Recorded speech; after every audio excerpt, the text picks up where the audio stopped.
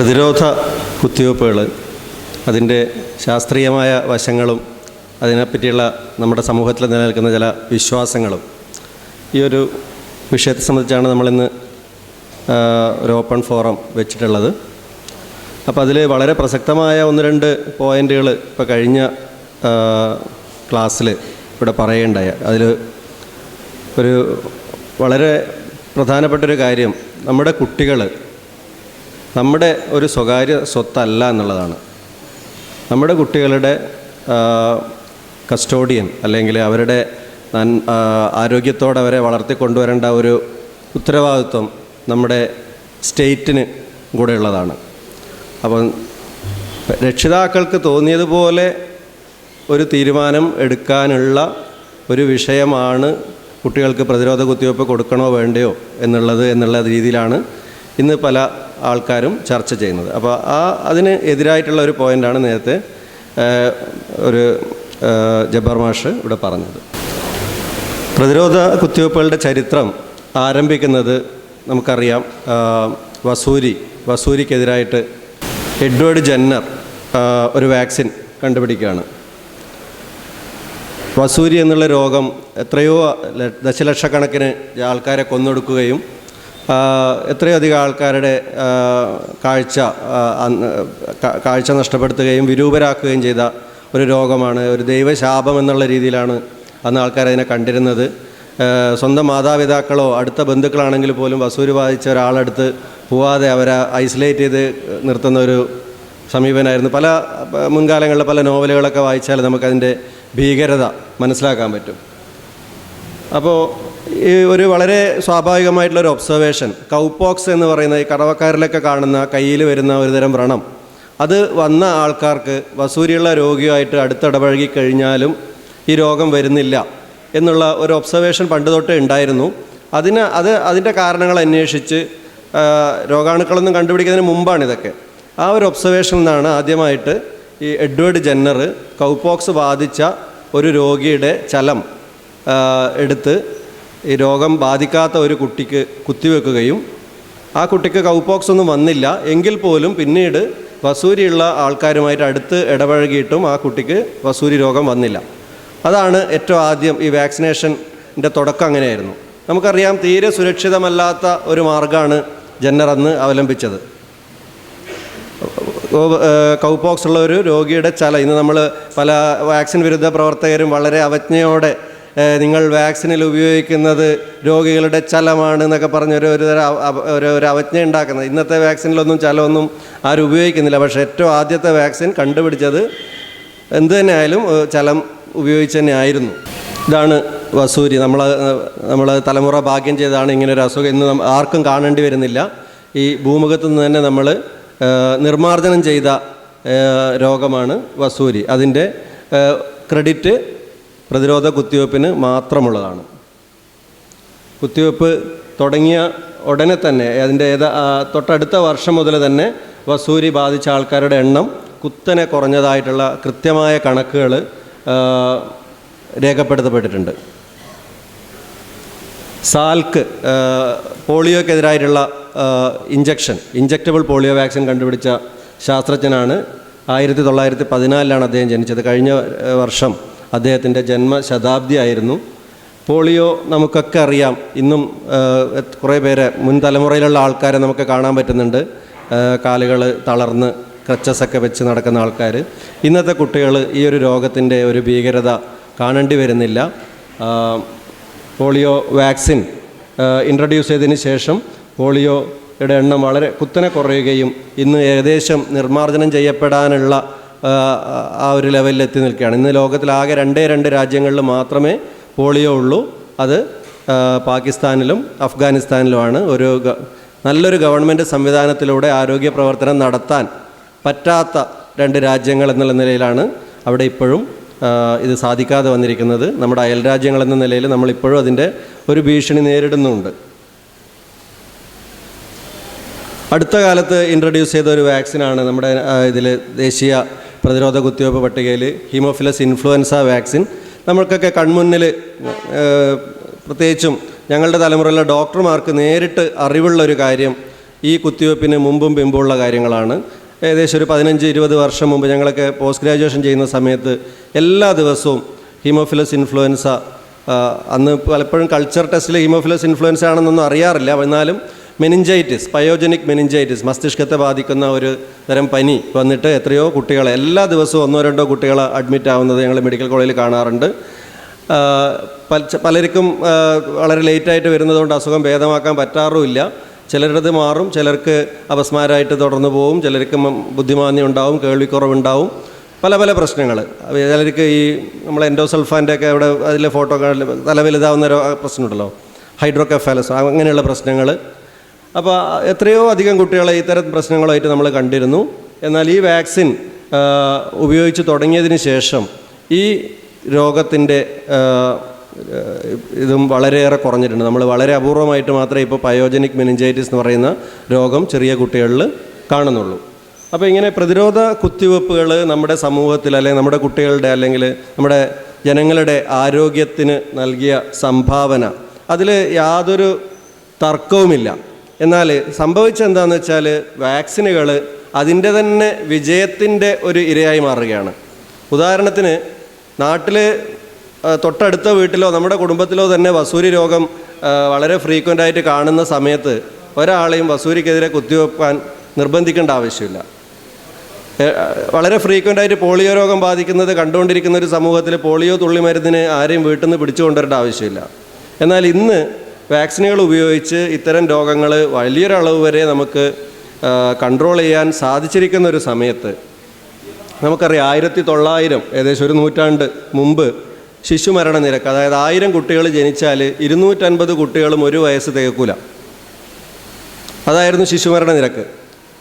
അതിൽ 4ാമത്തെ പ്രധാനപ്പെട്ട കാരണമാണ് ഡിഫ്തീരിയ, മറ്റ് 5ാം പനി, വില്ലൻ ചുമ, പിന്നെ നമുക്കറിയാലോ പട്ടിണി മരണങ്ങൾ, വയറിളക്ക രോഗങ്ങൾ, അതൊക്കെ കാരണങ്ങളായിരുന്നു. എന്നാലും വാക്സിൻ പ്രിവെൻറ്റബിൾ ഡിസീസസ് വളരെ പ്രധാനപ്പെട്ട ഒരു കാരണമായിരുന്നു അന്ന്.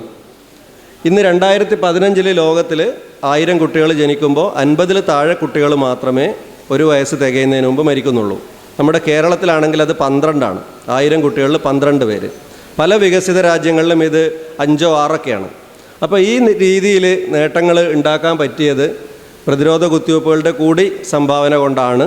പക്ഷേ ഈ രോഗങ്ങൾ ഇന്ന് അധികം കാണപ്പെടാത്തത് കൊണ്ട് ആൾക്കാർക്ക് ഈ പലപ്പോഴും അതിനെതിരായിട്ട് സംസാരിക്കുന്ന ആൾ ഒരു പക്ഷേ 1 വയസ്സാകുമ്പോഴത്തേക്കും മരിച്ചു പോകേണ്ടിയിരുന്നു അന്ന് ഈ കുത്തിവയ്പ്പുകളൊക്കെ കൊണ്ട്.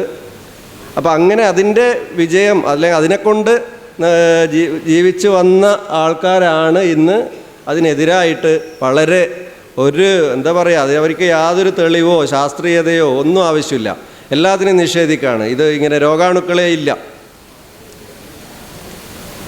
ഇതൊക്കെ രോഗാണുക്കളെ കണ്ടുപിടിച്ച് അങ്ങനെയാണ് ഓരോ വാക്സിനൊക്കെ ഡെവലപ്പ് ചെയ്യുന്നത്. അപ്പോൾ അതൊക്കെ നേരിട്ട് സയൻസിൻ്റെ വഴികളിലൂടെ കണ്ടുപിടിച്ച് അതിനെതിരായിട്ടുള്ള മരുന്നുകളോ അല്ലെങ്കിൽ അതിനെതിരായിട്ടുള്ള വാക്സിനൊക്കെ കണ്ടുപിടിച്ച് അത് ഫലവത്താണെന്ന് നേരിട്ട് കണ്ട് മനസ്സിലാക്കിയ ഒരു സമൂഹത്തോട് ഇവർ പറയുകയാണ് രോഗാണുക്കളേ ഇല്ല. അത് വിശ്വസിക്കാനായിട്ട് എത്രയോ ആൾക്കാരും നമ്മുടെ നാട്ടിൽ വിദ്യാഭ്യാസം ഉണ്ടെന്ന് അവകാശപ്പെടുന്ന നമ്മുടെ നാട്ടിലുണ്ടെന്നുള്ളതാണ് ഇന്നത്തെ വളരെ സങ്കടകരമായൊരവസ്ഥ. അപ്പോൾ വാക്സിനുകളെ പറ്റി എത്രയോ അധികം ആരോപണങ്ങൾ. ഒന്ന് പറയുന്നത് ഈ സാംക്രമിക രോഗങ്ങളൊന്നും കുറഞ്ഞത് വാക്സിനുകൾ കൊണ്ടല്ല, കാലങ്ങളായിട്ട് നമ്മുടെ ഹൈജീൻ, വൃത്തി, അല്ലെങ്കിൽ കൈ കഴുകുന്ന ശീലം, അല്ലെങ്കിൽ നല്ല വെള്ളം കുടിക്കുന്ന ശീലം, ഇങ്ങനെയുള്ള കാര്യങ്ങൾ കൊണ്ടാണ് രോഗങ്ങൾ കുറഞ്ഞത്. വാക്സിൻ വരുന്നതിന് മുമ്പ് തന്നെ ഇത്തരം രോഗങ്ങൾ കൊണ്ടുള്ള മരണങ്ങൾ കുറയുന്നുണ്ടായിരുന്നു എന്നൊക്കെയുള്ള ഗ്രാഫുകളും പലതും അവർ കാണിക്കും. പക്ഷേ ഈ വാക്സിൻ കൊടുത്തതിന് ശേഷം കുത്തനെ ഉണ്ടായ ഒരു കുറവ്, ആ രോഗങ്ങളുടെ ഇൻസിഡൻസിൽ ഉള്ള കുത്തനെയുള്ള ഒരു കുറവ് എന്ത് തന്നെയായാലും സൂചിപ്പിക്കുന്നത് വാക്സിനുകൾക്ക് ഈ രോഗങ്ങൾ തടയുന്നതിൽ വളരെ പ്രധാനപ്പെട്ട ഒരു റോളുണ്ടെന്ന് തന്നെയാണ്. അതേപോലെ ഓട്ടിസം, കുട്ടികളിലുണ്ടാകുന്ന ഒരു ബിഹേവിയറൽ പ്രോബ്ലം നേരത്തെ ഒരു പ്രഭാഷകനോട് പറയുണ്ടായി. അതായത് പിന്നെ എന്താ പറയുക, കുട്ടികൾക്ക് ഈ ചുറ്റുപാടുകളുമായിട്ട് ഇൻട്രാക്ട് ചെയ്യാനുള്ള ഒരു കഴിവ് നഷ്ടപ്പെടുന്ന, തന്നിലേക്ക് തന്നെ ഒതുങ്ങിക്കൂടുന്ന, മറ്റുള്ളവരെ ഫീലിങ്സ് അറിയാൻ പറ്റാത്ത തരത്തിൽ അങ്ങനെയുള്ളൊരു പ്രശ്നമാണ് ഓട്ടിസം. അതിന് കാരണം ഇതിലുപയോഗിക്കുന്ന മെർക്കുറിയാണ് എന്നുള്ളൊരു ആരോപണമുണ്ട്. പക്ഷേ അതൊരു ഗവേഷകൻ തന്നെ ഒരു പ്രബന്ധം സ്വന്തമായിട്ട് ശരിക്കൊന്നും ചെയ്യാതെ ഇങ്ങനൊരു കാരണം പറഞ്ഞ് ഒരു പ്രബന്ധം പ്രസിദ്ധപ്പെടുത്തുകയും പിന്നീട് നമുക്കറിയാലോ ഒരു ശാസ്ത്രീയമായി സത്യമാണെങ്കിൽ അത് മറ്റ് പലരും ഇതേ രീതിയിൽ പഠനം നടത്തിയാൽ ഇതേ റിസൾട്ട് കിട്ടണം. വേറെ ആരും നോക്കിയിട്ടും ഇങ്ങനൊരു റിസൾട്ട് കിട്ടുന്നില്ല.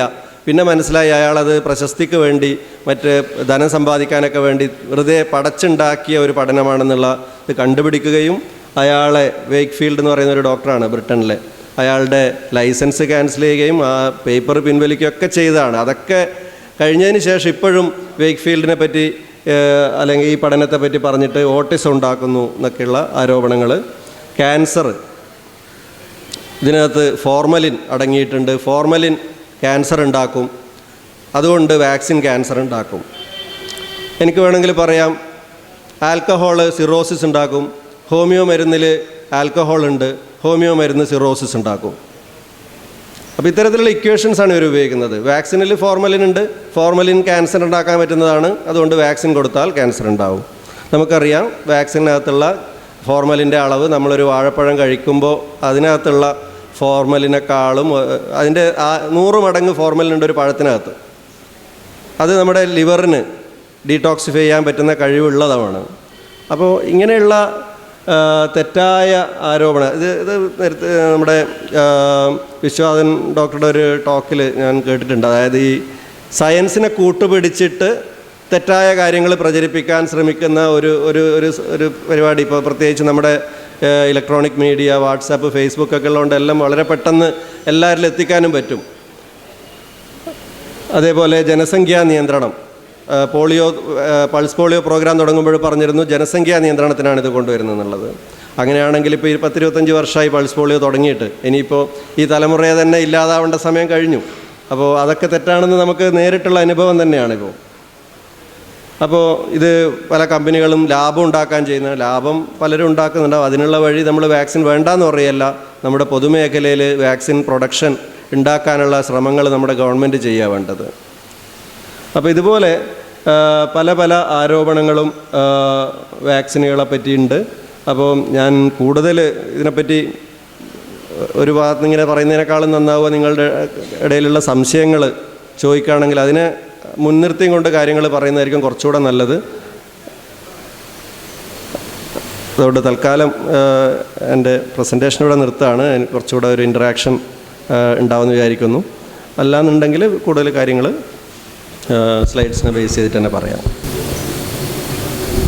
ഞാനൊരു അധ്യാപികയാണ്. അതുകൊണ്ട് തന്നെ ഇത്തരം വാക്സിനുകൾ നടപ്പിലാക്കുന്നതിൻ്റെ ഒരു ടൂളായിട്ട് മാറുന്നത് ഞങ്ങൾ അധ്യാപകരും വിദ്യാഭ്യാസ മേഖല അതിൻ്റെ ചർച്ചകൾക്കും ടൂളായിട്ട് അതിൻ്റെ വേദികളായിട്ട് ഞങ്ങളുടെ മാതൃസംഗമങ്ങളൊക്കെ മാറുന്നൊരു സാഹചര്യമുണ്ട്. ഇപ്പോൾ ഇത് എൻ്റെയൊക്കെ കുറച്ച് കാലങ്ങൾക്ക് മുമ്പ്, ഒരു 10-20 വർഷങ്ങൾക്ക് മുമ്പ് ഇത്രയൊന്നും വിദ്യാഭ്യാസ പുരോഗതി നമ്മുടെ നാട്ടിലില്ലാത്ത സമയത്ത് ഈ വാക്സിനുകളെ ഒക്കെ തന്നെ ഇത്ര എതിർപ്പുകളില്ലാതെ സ്വീകരിച്ചവരാണ് കേരളീയ സമൂഹം. ജനിച്ചു വീഴുന്ന എല്ലാ കുട്ടികൾക്കും പോളിയോ, എൻ്റെയൊക്കെ മക്കളുടെയൊക്കെ പ്രായത്തിലുള്ള മിക്കവാറും എല്ലാ കുട്ടികൾക്കും തന്നെ പോളിയോ കൊടുക്കണം എന്നൊക്കെ പറയുമ്പോൾ ഒരു വിദ്യാഭ്യാസം ഇല്ലാത്തൊരു സാധാരണ നാട്ടിൻപുറത്ത് അമ്മയ്ക്ക് പോലും അതിലൊരു അവിശ്വാസം തോന്നിയിരുന്നില്ല. അവരെല്ലാവരും അതിനെ കൊടുത്തുകൊണ്ട് വന്നിരുന്നു. പക്ഷേ ഈ അടുത്ത കാലത്താണ് നമ്മളിതിനെതിരായിട്ടുള്ള വലിയ പ്രചരണങ്ങൾ കേൾക്കുന്നത്.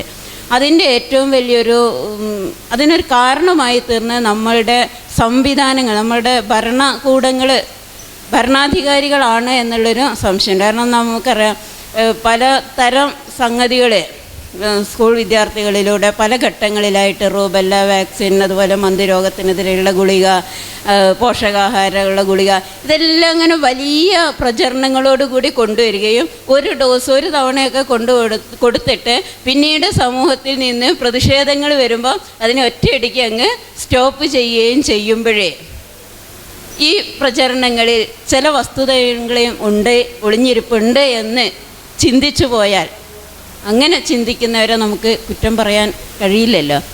ഇത് പ്രതിഷേധങ്ങൾ വരുമ്പോൾ നിർത്തിവെക്കാൻ കഴിയുന്നെങ്കിൽ അതിൻ്റെ ഒരു ആത്മാർത്ഥത, അതിൻ്റെ സത്യസന്ധതയും അതിൻ്റെ ഒരു മൂലധന താല്പര്യങ്ങൾ ഒക്കെ തന്നെയും സംശയത്തോടെ തന്നെ നോക്കേണ്ടി വരില്ലേ? ടീച്ചർ ഇവിടെ പറഞ്ഞ എല്ലാ ഇൻ്റർവെൻഷൻസും, അത് റുബെല്ല വാക്സിൻ ആയാലും മന്ദരോഗത്തിനെതിരായിട്ടുള്ള ഗുളികകളായാലും, മന്ദരോഗത്തിൻ്റെ ഞാൻ സ്ലൈഡിൽ പറയണമെന്ന് വിചാരിച്ചൊരു കാര്യമാണ്. അതേപോലെ അയൺ ഫോളിക് ആസിഡ് ടാബ്ലറ്റ്സ് ആയാലും എല്ലാം തന്നെ നമ്മുടെ കുട്ടികളുടെ ആരോഗ്യം, നേരത്തെ പറഞ്ഞു കുഞ്ഞ് ജനിക്കുമ്പോൾ അല്ലെങ്കിൽ ഫെർട്ടിലൈസേഷൻ നടക്കുമ്പോൾ തൊട്ട് കുഞ്ഞിൻ്റെ റൈറ്റ്സ് തുടങ്ങുന്നു എന്ന് പറഞ്ഞു. അപ്പോൾ ഫെർട്ടിലൈസേഷൻ നടക്കുന്ന മുമ്പ് ശരിക്കും പറഞ്ഞാൽ നമ്മുടെ കൗമാര പ്രായത്തിലുള്ള പെൺകുട്ടികളുടെ ആരോഗ്യവും നമ്മുടെ പിറന്നു വീഴുന്ന കുട്ടികളുടെ ആരോഗ്യം തമ്മിൽ വളരെ ബന്ധപ്പെട്ട് കിടക്കുന്നു. അല്ലാതെ പ്രഗ്നൻ്റ് ആയതിനു ശേഷം അമ്മ നല്ല ഭക്ഷണം കഴിച്ചാൽ മാത്രമൊന്നും നല്ല വെയിറ്റുള്ള കുട്ടി ഉണ്ടാവണമെന്നില്ല. അതായത് അമ്മമാരുടെ ഹൈറ്റുമായിട്ടാണ് ബന്ധപ്പെട്ടിരിക്കുന്നത്. അപ്പോൾ ഹൈറ്റ് കൂടണമെന്നുണ്ടെങ്കിൽ പ്രഗ്നൻ്റായ അമ്മ ഭക്ഷണം കഴിച്ചുകൊണ്ടൊന്നും പോരാ. അപ്പോൾ കൗമാരപ്രായത്തിൽ നല്ല ഭക്ഷണം കഴിക്കുകയും അനീമിയ ഇല്ലാതിരിക്കുകയൊക്കെ ചെയ്യണം. അപ്പോൾ അതൊക്കെ ആ ഒരു ഉദ്ദേശത്തിലാണ് ഈ വീക്കിലി ഒരു അയൺ ഫോളിക് ആസിഡ് ഗുളിക കഴിക്കണം എന്നൊക്കെ പറഞ്ഞിട്ട്, അതൊക്കെ വളരെ ശാസ്ത്രീയമായിട്ടുള്ള കാര്യം തന്നെയാണ്. പക്ഷേ നമുക്കറിയാം, ഇവിടെ പറഞ്ഞ പോലെ തന്നെ ഒരു ആർജവം അല്ലെങ്കിൽ ഒരു കാര്യം തീരുമാനിച്ചു കഴിഞ്ഞാൽ അതെങ്ങനെയായാലും നടത്തിയെടുക്കണം എന്നുള്ളൊരു നല്ലൊരു വെൽ പ്ലാൻഡായിട്ടല്ല പലതും തുടങ്ങുന്നത്. അതുകൊണ്ടാണ് പലപ്പോഴും. അതേപോലെ ഈ റുബെല്ല വാക്സിൻ നമ്മുടെ ദേശീയ പ്രതിരോധ ചികിത്സാ ക്രമത്തിലൂടെ ഇൻട്രൊഡ്യൂസ് ചെയ്ത വാക്സിൻ അല്ല. അത് നമ്മുടെ കേരളത്തിലെ പല ശിശുരോഗ വിദഗ്ധരും നമ്മുടെ ഈ സാമൂഹ്യക്ഷേമ വകുപ്പിൽ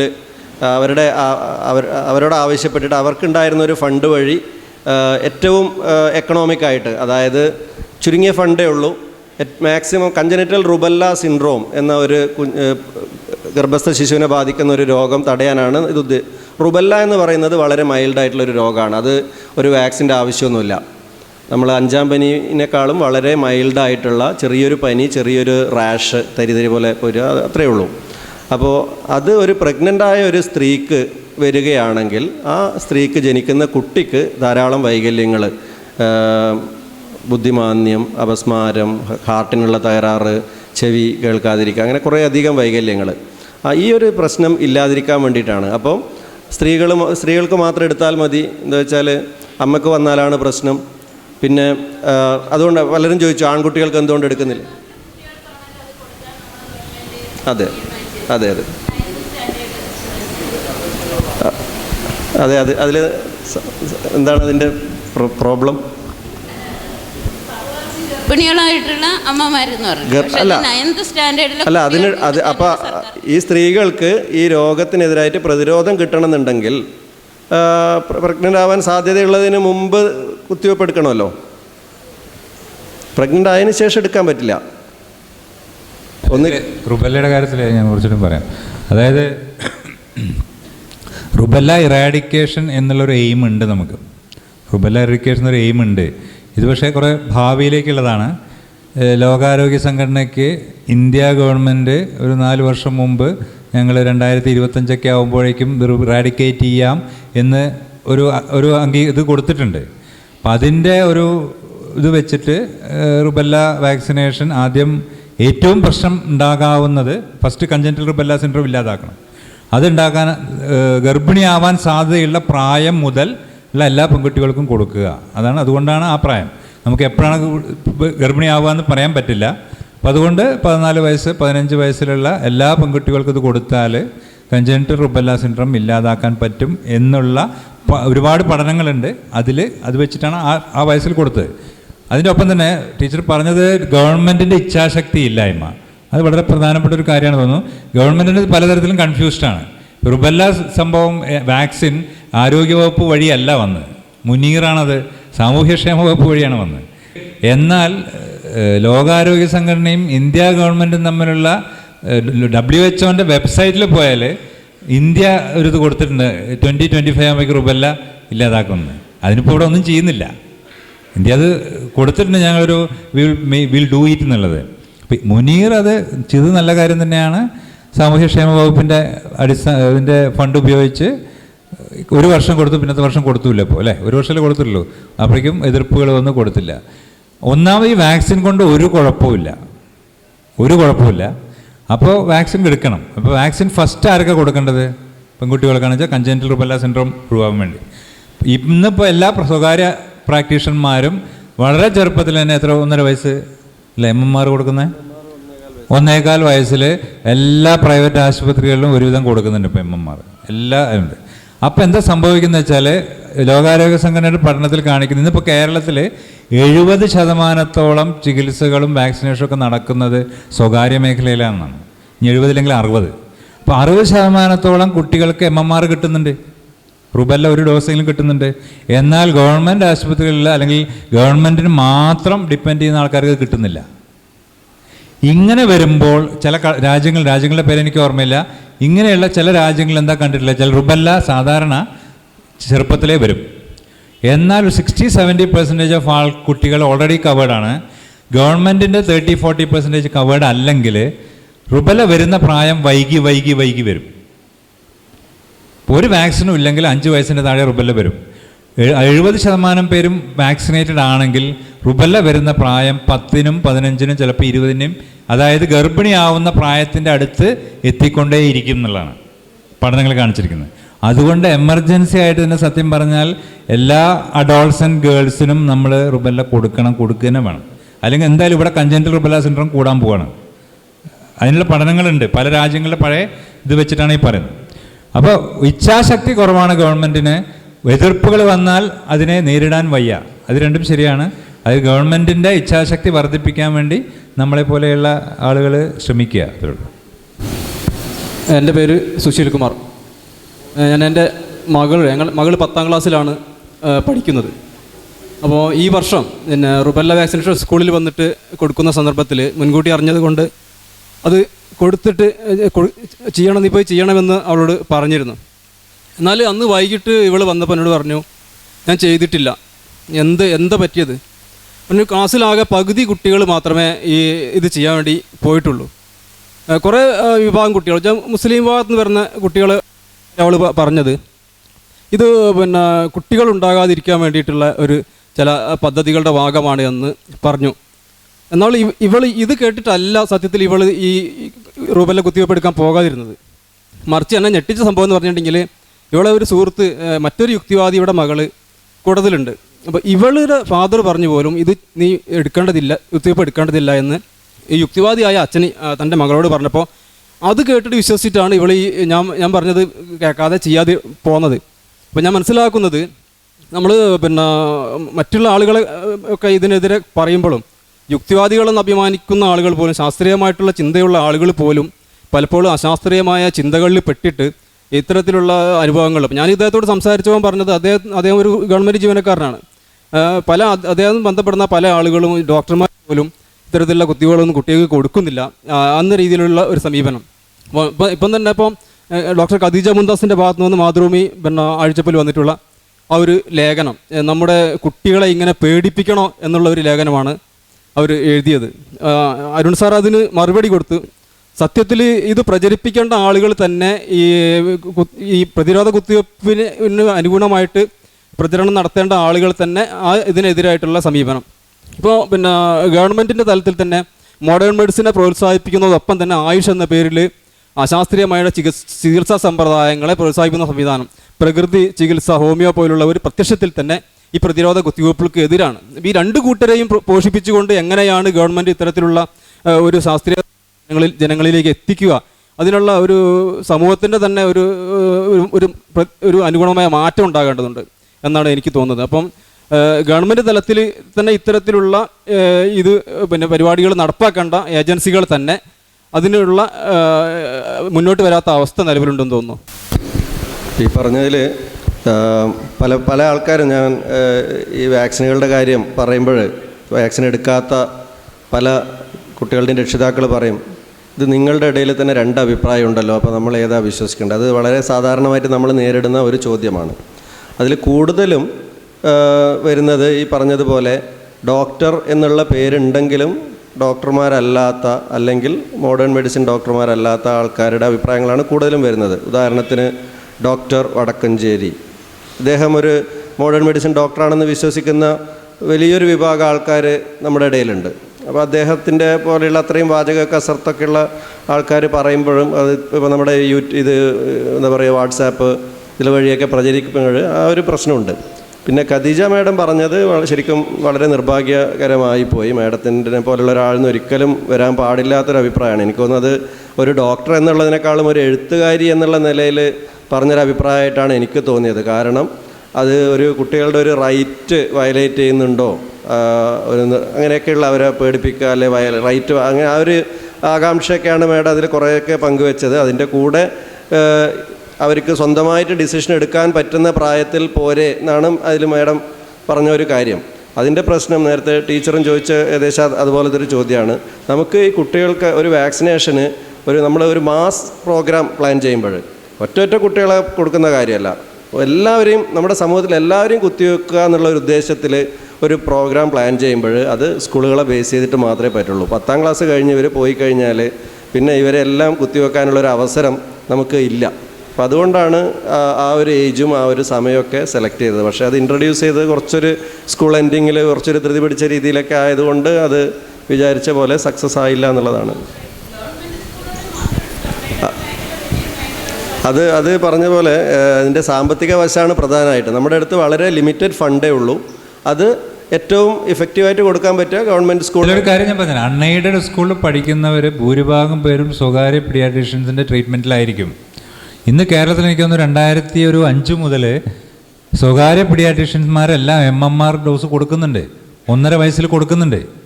അപ്പോൾ ഒരു പ്രൈവറ്റ് ഡോക്ടറുടെ അടുത്തും പോയിട്ട് വാക്സിനേഷൻ്റെ അത് വാങ്ങിക്കാത്ത ആൾക്കാർ മാത്രമേ റുബെല്ല എടുക്കാത്തവരുള്ളൂ.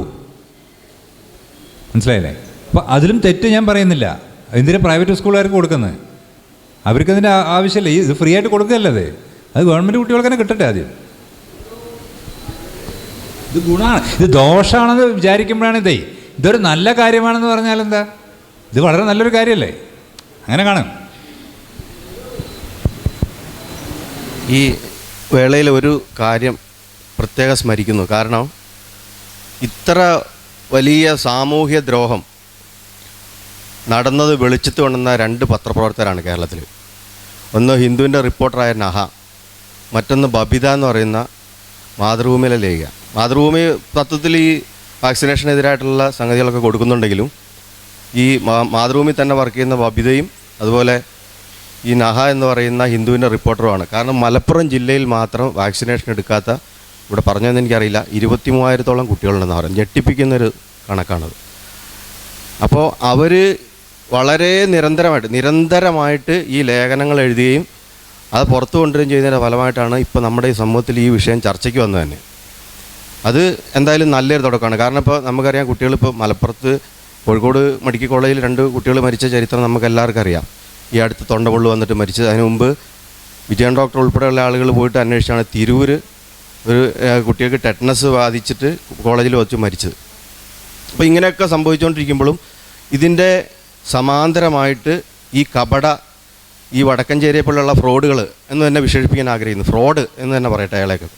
വടക്കഞ്ചേരിയെ പോലുള്ള ഫ്രോഡുകൾ ഈ മലപ്പുറം ജില്ല പോലെയുള്ള സ്ഥലങ്ങളിൽ നടന്ന് ആളുകളെ തെറ്റിദ്ധരിപ്പിച്ച് വാക്സിനേഷൻ എടുക്കണ്ട, നിങ്ങൾ എടുക്കുന്ന ഇത് സാമ്രാജ്യത്തിൻ്റെ പണിയാണ്, നിങ്ങളുടെ കുട്ടികളെ നിയന്ത്രിക്കുന്നതിന്, നിങ്ങളുടെ സന്താനോൽപാദനം തടയുന്നതിന് വേണ്ടിയിട്ടുള്ള പണിയാണെന്ന് പറഞ്ഞ് പറ്റിക്കുന്നതിൽ പാവപ്പെട്ട മുസ്ലിം ഉമ്മമാർ വീണുപോയി ആ കുട്ടികളെ ഒരു വാക്സിനേഷൻ എടുക്കാതെ മരണത്തിലേക്ക് തള്ളിവിട്ട് അവരുടെ മരണത്തിൽ മെഡിക്കൽ കോളേജിൻ്റെ മുമ്പിൽ പോയി മരിക്കുന്ന സമയത്താണ് ഇവർ പറയുന്നത്. നമ്മൾ ഒരു ഫേസ്ബുക്കിലൊക്കെ ഇപ്പോൾ വന്നൊരു സംഭവമുണ്ട്, ഒരു ഉമ്മയുടെ കരച്ചിൽ.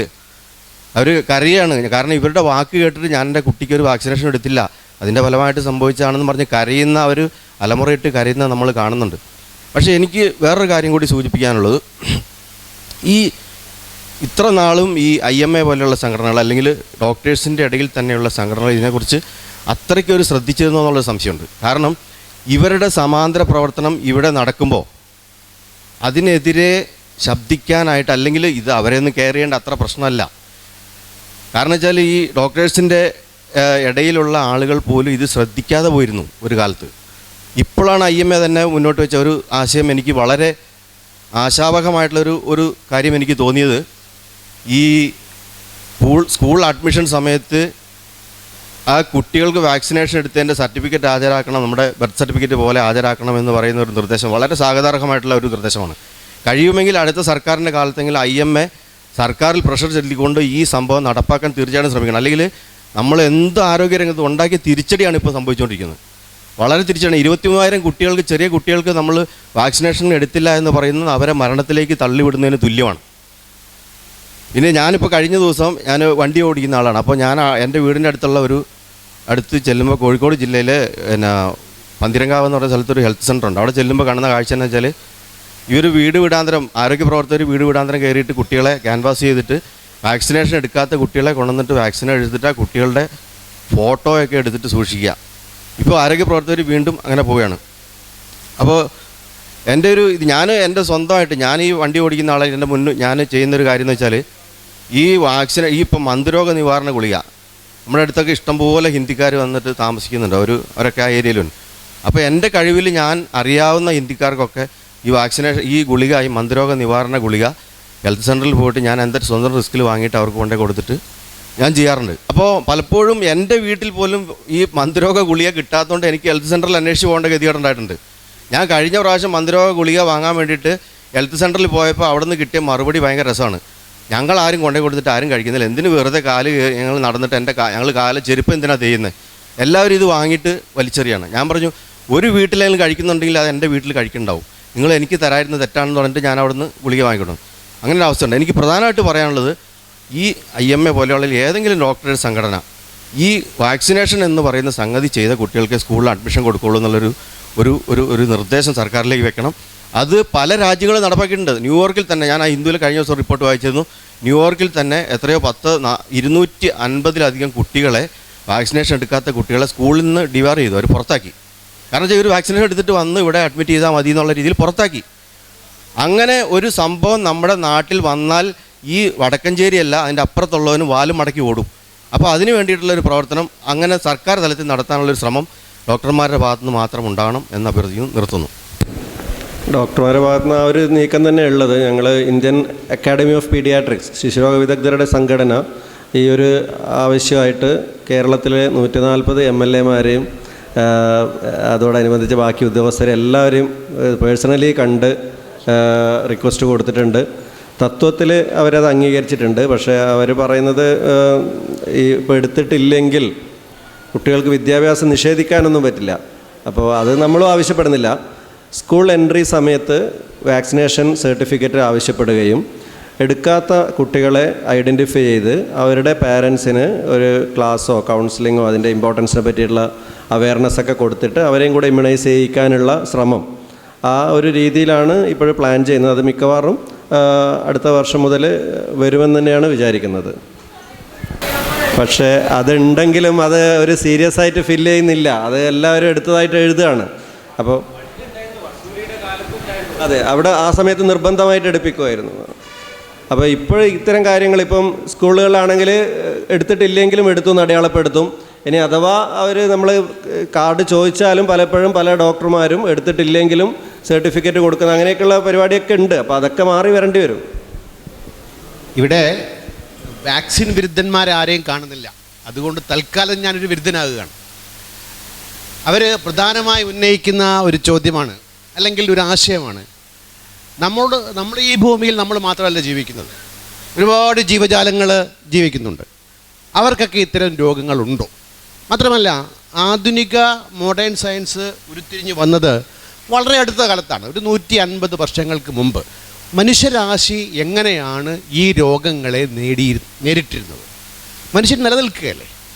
ഇത്തരം രോഗങ്ങൾ മനുഷ്യരാശിയെ മൊത്തത്തിൽ ഉന്മൂലനം ചെയ്യാത്തത് കൊണ്ട് പ്രതിരോധത്തിൻ്റെ കഴിവ് മനുഷ്യർക്കും മറ്റു ജീവജാലങ്ങൾക്കും ഉണ്ട്. അതുകൊണ്ട് നിങ്ങൾ വാക്സിൻ എടുക്കണ്ട എന്ന വാക്സിൻ വിരുദ്ധരുടെ ചോദ്യമാണ് ഞാൻ ചോദിക്കുന്നത്, ഒരു ജനറൽ ക്ലാരിഫിക്കേഷൻ വേണ്ടിയിട്ടാണ്. അല്ല, അതിൻ്റെ ഒരു മറുപടി എന്നുള്ള നിലയിലാണ് ഞാൻ പറഞ്ഞത്. ഒരു മോഡേൺ മെഡിസിൻ അല്ലെങ്കിൽ വാക്സിനുകളൊക്കെ വരുന്നതിന് മുമ്പ് ആണ് 1900 ഒരു 100 വർഷങ്ങൾക്ക് മുമ്പ് നമ്മുടെ ശിശുമരണ നിരക്കും കാര്യങ്ങളൊക്കെ കാണിച്ചു. ഏകദേശം 4 കുട്ടികളിൽ ഒരാൾ വെച്ച് 1 വയസ്സ് തികയുന്നതിന് മുമ്പ് മരിച്ചു പോകുന്നൊരവസ്ഥയായിരുന്നു.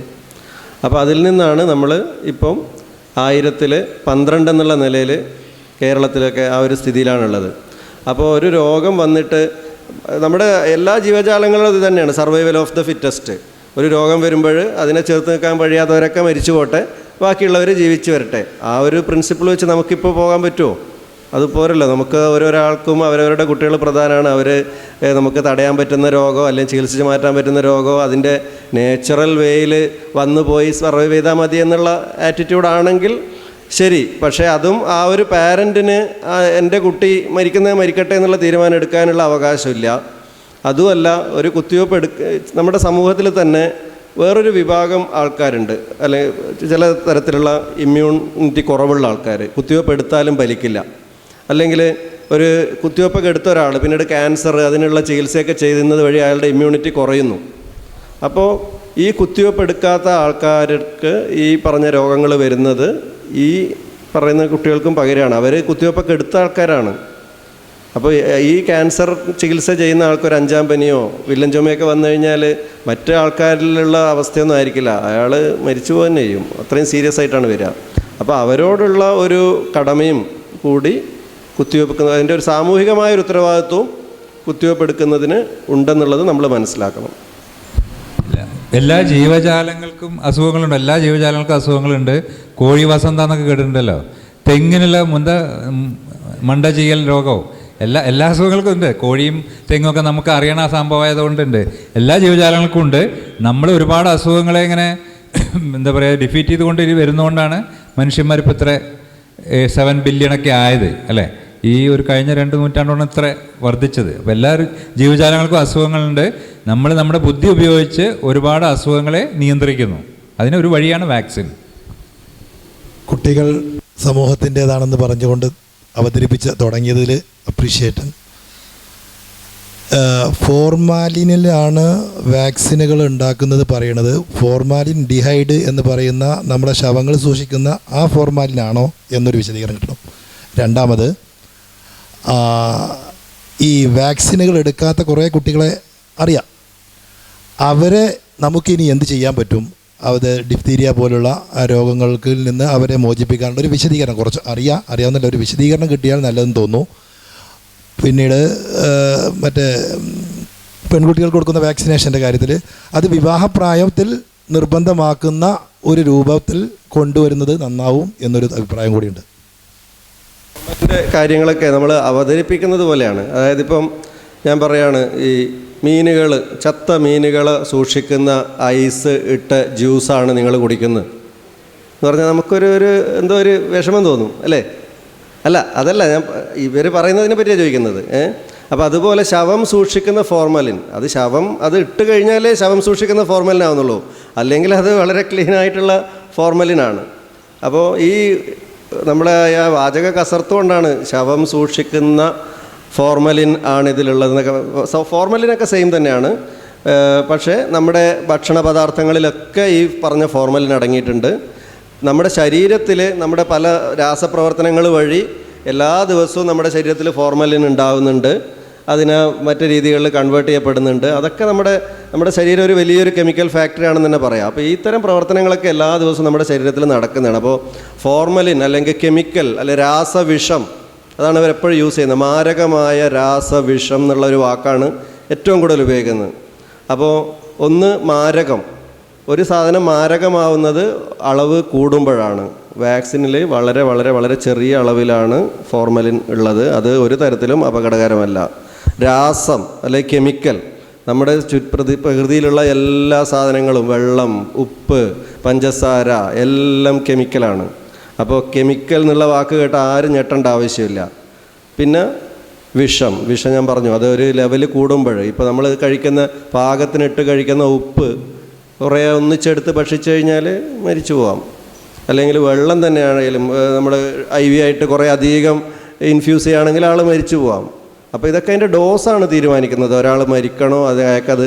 അതേസമയം സോഡിയം കുറഞ്ഞു പോയാൽ അതിൻ്റെ പ്രശ്നങ്ങളുണ്ട്.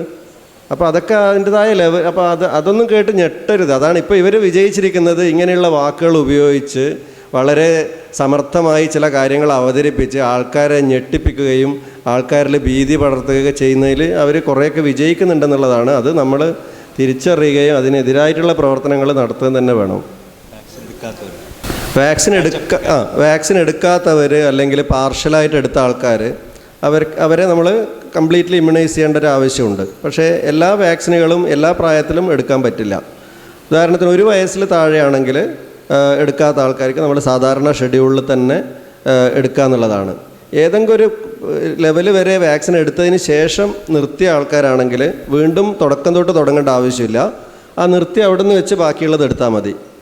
പിന്നെ ഒരു നമ്മുടെ ഹെൽത്ത് സർവീസിലെ ഗൈഡ് ലൈൻസ് പ്രകാരം 5 വയസ്സ് കഴിഞ്ഞാൽ മീസിൽസ് വാക്സിൻ പിന്നെ എടുത്തിട്ടില്ലെങ്കിലും അതുപോലെ 7 വയസ്സ് കഴിഞ്ഞാൽ DPT വാക്സിൻ എടുക്കാറില്ല. അതിന് പകരം TD വാക്സിൻ, ടെറ്റനസും ഡിഫ്തീരിയയും അതാണ് കൊടുക്കുക. അപ്പോൾ അങ്ങനെ ചില വ്യത്യാസങ്ങളുണ്ട്. എന്നാലും ഏത് പ്രായത്തിലായാലും അതാത് പ്രായത്തിന് അനുയോജ്യമായ രീതിയിൽ വാക്സിനേഷൻ കംപ്ലീറ്റ് ചെയ്യാൻ പറ്റുന്നതാണ്. ഡിഫ്തീരിയ എല്ലാ പ്രായത്തിലും എടുക്കാം. അപ്പോൾ 2 തരത്തിലുള്ള ഡിഫ്തീരിയ വാക്സിൻ ഉണ്ട്. ഒരു D എന്നുള്ള ലെറ്റർ കൊണ്ടാണ് ഡിഫ്തീരിയ വാക്സിൻ എന്ന് പറയുന്നത്. അത് ക്യാപിറ്റൽ D ആണ് അതിൻ്റെ ഫുൾ ഡോസിലുള്ള വാക്സിൻ. അത് 7 വയസ്സ് കഴിഞ്ഞാൽ എടുക്കാറില്ല. അതിനുശേഷം എടുക്കുന്നത് TD വാക്സിൻ, സ്മോൾ d ആണ്. അതിൽ അളവ് കുറവാണ്. എന്താ വെച്ചാൽ പ്രായം കൂടിയ ആൾക്കാരിൽ ഈ ഡോസ് ഫുൾ ഡോസിലുള്ളത് എടുത്തു കഴിഞ്ഞാൽ സൈഡ് ഇഫക്ട്സ് കുറച്ച് കൂടുതലാണ്. അതുകൊണ്ട് സ്മോൾ d. പക്ഷേ അത് 3 ഡോസ് എടുക്കണം. ആദ്യം ഒന്ന് എടുക്കുക, 1 മാസം കഴിഞ്ഞ് രണ്ടാമത്തെ എടുക്കുക, 6 മാസം കഴിഞ്ഞ് മൂന്നാമത്തെ എടുക്കുക. അത്ര എടുക്കുമ്പോഴത്തേക്കേ അത് കംപ്ലീറ്റ് ആവുന്നുള്ളൂ. ഒറ്റ ഡോസ് എടുത്തോണ്ടായില്ല. ഇല്ല, എല്ലാ പ്രായത്തിലും എടുക്കാം. അതേപോലെ തന്നെ നമ്മളിൽ പലർക്കും ഇപ്പോൾ ഡിഫ്തീരിയക്കെതിരായിട്ട് നല്ലൊരു ഇമ്മ്യൂണിറ്റി ഉണ്ടാവില്ല. അപ്പോൾ നമ്മൾ ശരിക്കും പറഞ്ഞാൽ 10 വർഷം കൂടുമ്പോൾ ടെറ്റനസ് ടോക്സോയിഡ് എടുക്കണം എന്നുള്ളൊരു ഗൈഡ് ലൈൻ ഉണ്ട്. അപ്പോൾ ടെറ്റനസ് ടോക്സോയിഡിന് പകരം TD വാക്സിൻ എടുക്കുകയാണെങ്കിൽ ഡിഫ്തീരിയക്കെതിരായിട്ടുള്ള പ്രൊട്ടക്ഷൻ കൂടെ കിട്ടും. സാർ, ഞാൻ എൻ്റെ ചില സുഹൃത്തുക്കളായിട്ടുള്ള ഡോക്ടർമാർ പറയുന്നൊരു നർമ്മം തുടങ്ങാം. നമ്മളെ ഈ വാക്സിനെതിരെ എല്ലാവരും പറയുന്നത് ഇപ്പോൾ ഈ അതിലടങ്ങിയിരിക്കുന്ന മൂലകങ്ങളുടെ കെമിക്കൽ റിയാക്ഷനുകളാണ്. അപ്പോൾ അതിനെൻ്റെ ചില സുഹൃത്തുക്കൾ കൊടുക്കുന്ന മറുപടി ഓക്സിജനാണ്. അന്തരീക്ഷത്തിൽ കത്തുന്ന വാതകമാണ് ഓക്സിജൻ കത്തിക്കും, ഇരുമ്പിനെ പോലും തുരുമ്പിച്ച് കളയും. ആ ഓക്സിജനാണ് നമ്മളെ നേരത്തെ പാടയായ ഈ ശ്വാസകോശത്തിനുള്ളിലേക്ക് നമ്മൾ വലിച്ചു കയറ്റുന്നത്. അപ്പോൾ അതുകൊണ്ട് നാളെ മുതൽ ആരും ഓക്സിജൻ വലിക്കണ്ട. അങ്ങനെയാണ് നമ്മളതിന് മറുപടി കൊടുത്തിട്ടുള്ളത്. അപ്പോൾ എൻ്റെ ഒരു ഇതെന്താണെന്ന് വെച്ച് കഴിഞ്ഞാൽ ചോദ്യമല്ല, ഒരു നിർദ്ദേശം. നമ്മളിപ്പോൾ ഈ വാക്സിൻ എടുക്കാൻ വേണ്ടി ഒരു പൗരൻ എന്ന നിലയ്ക്ക് ഒരു കുഞ്ഞിന് വാക്സിൻ കൊടുക്കേണ്ടത് ഗവൺമെൻറ്റിൻ്റെ ചുമതലയാണ്.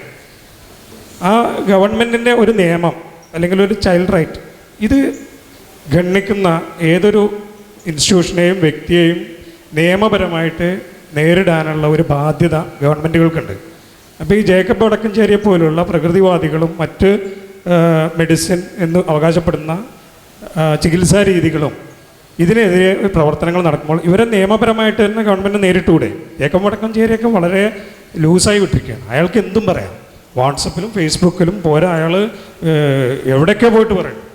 അപ്പോൾ ഇദ്ദേഹത്തെ പോലുള്ള ആളുകളെ നിയമപരമായിട്ട് നേരിടണം, ഒന്നാമത്തെ കാര്യം. 2, ഈ വാക്സിനുകളും അതുപോലുള്ള ഗുളികകളുമൊക്കെ നമ്മൾ കൊടുക്കുന്നത് ആരോഗ്യ കേന്ദ്രങ്ങളിൽ നിന്നോ അല്ലെങ്കിൽ ഇതിൻ്റെ ശരിയായ അതോറിറ്റിയോ അല്ല.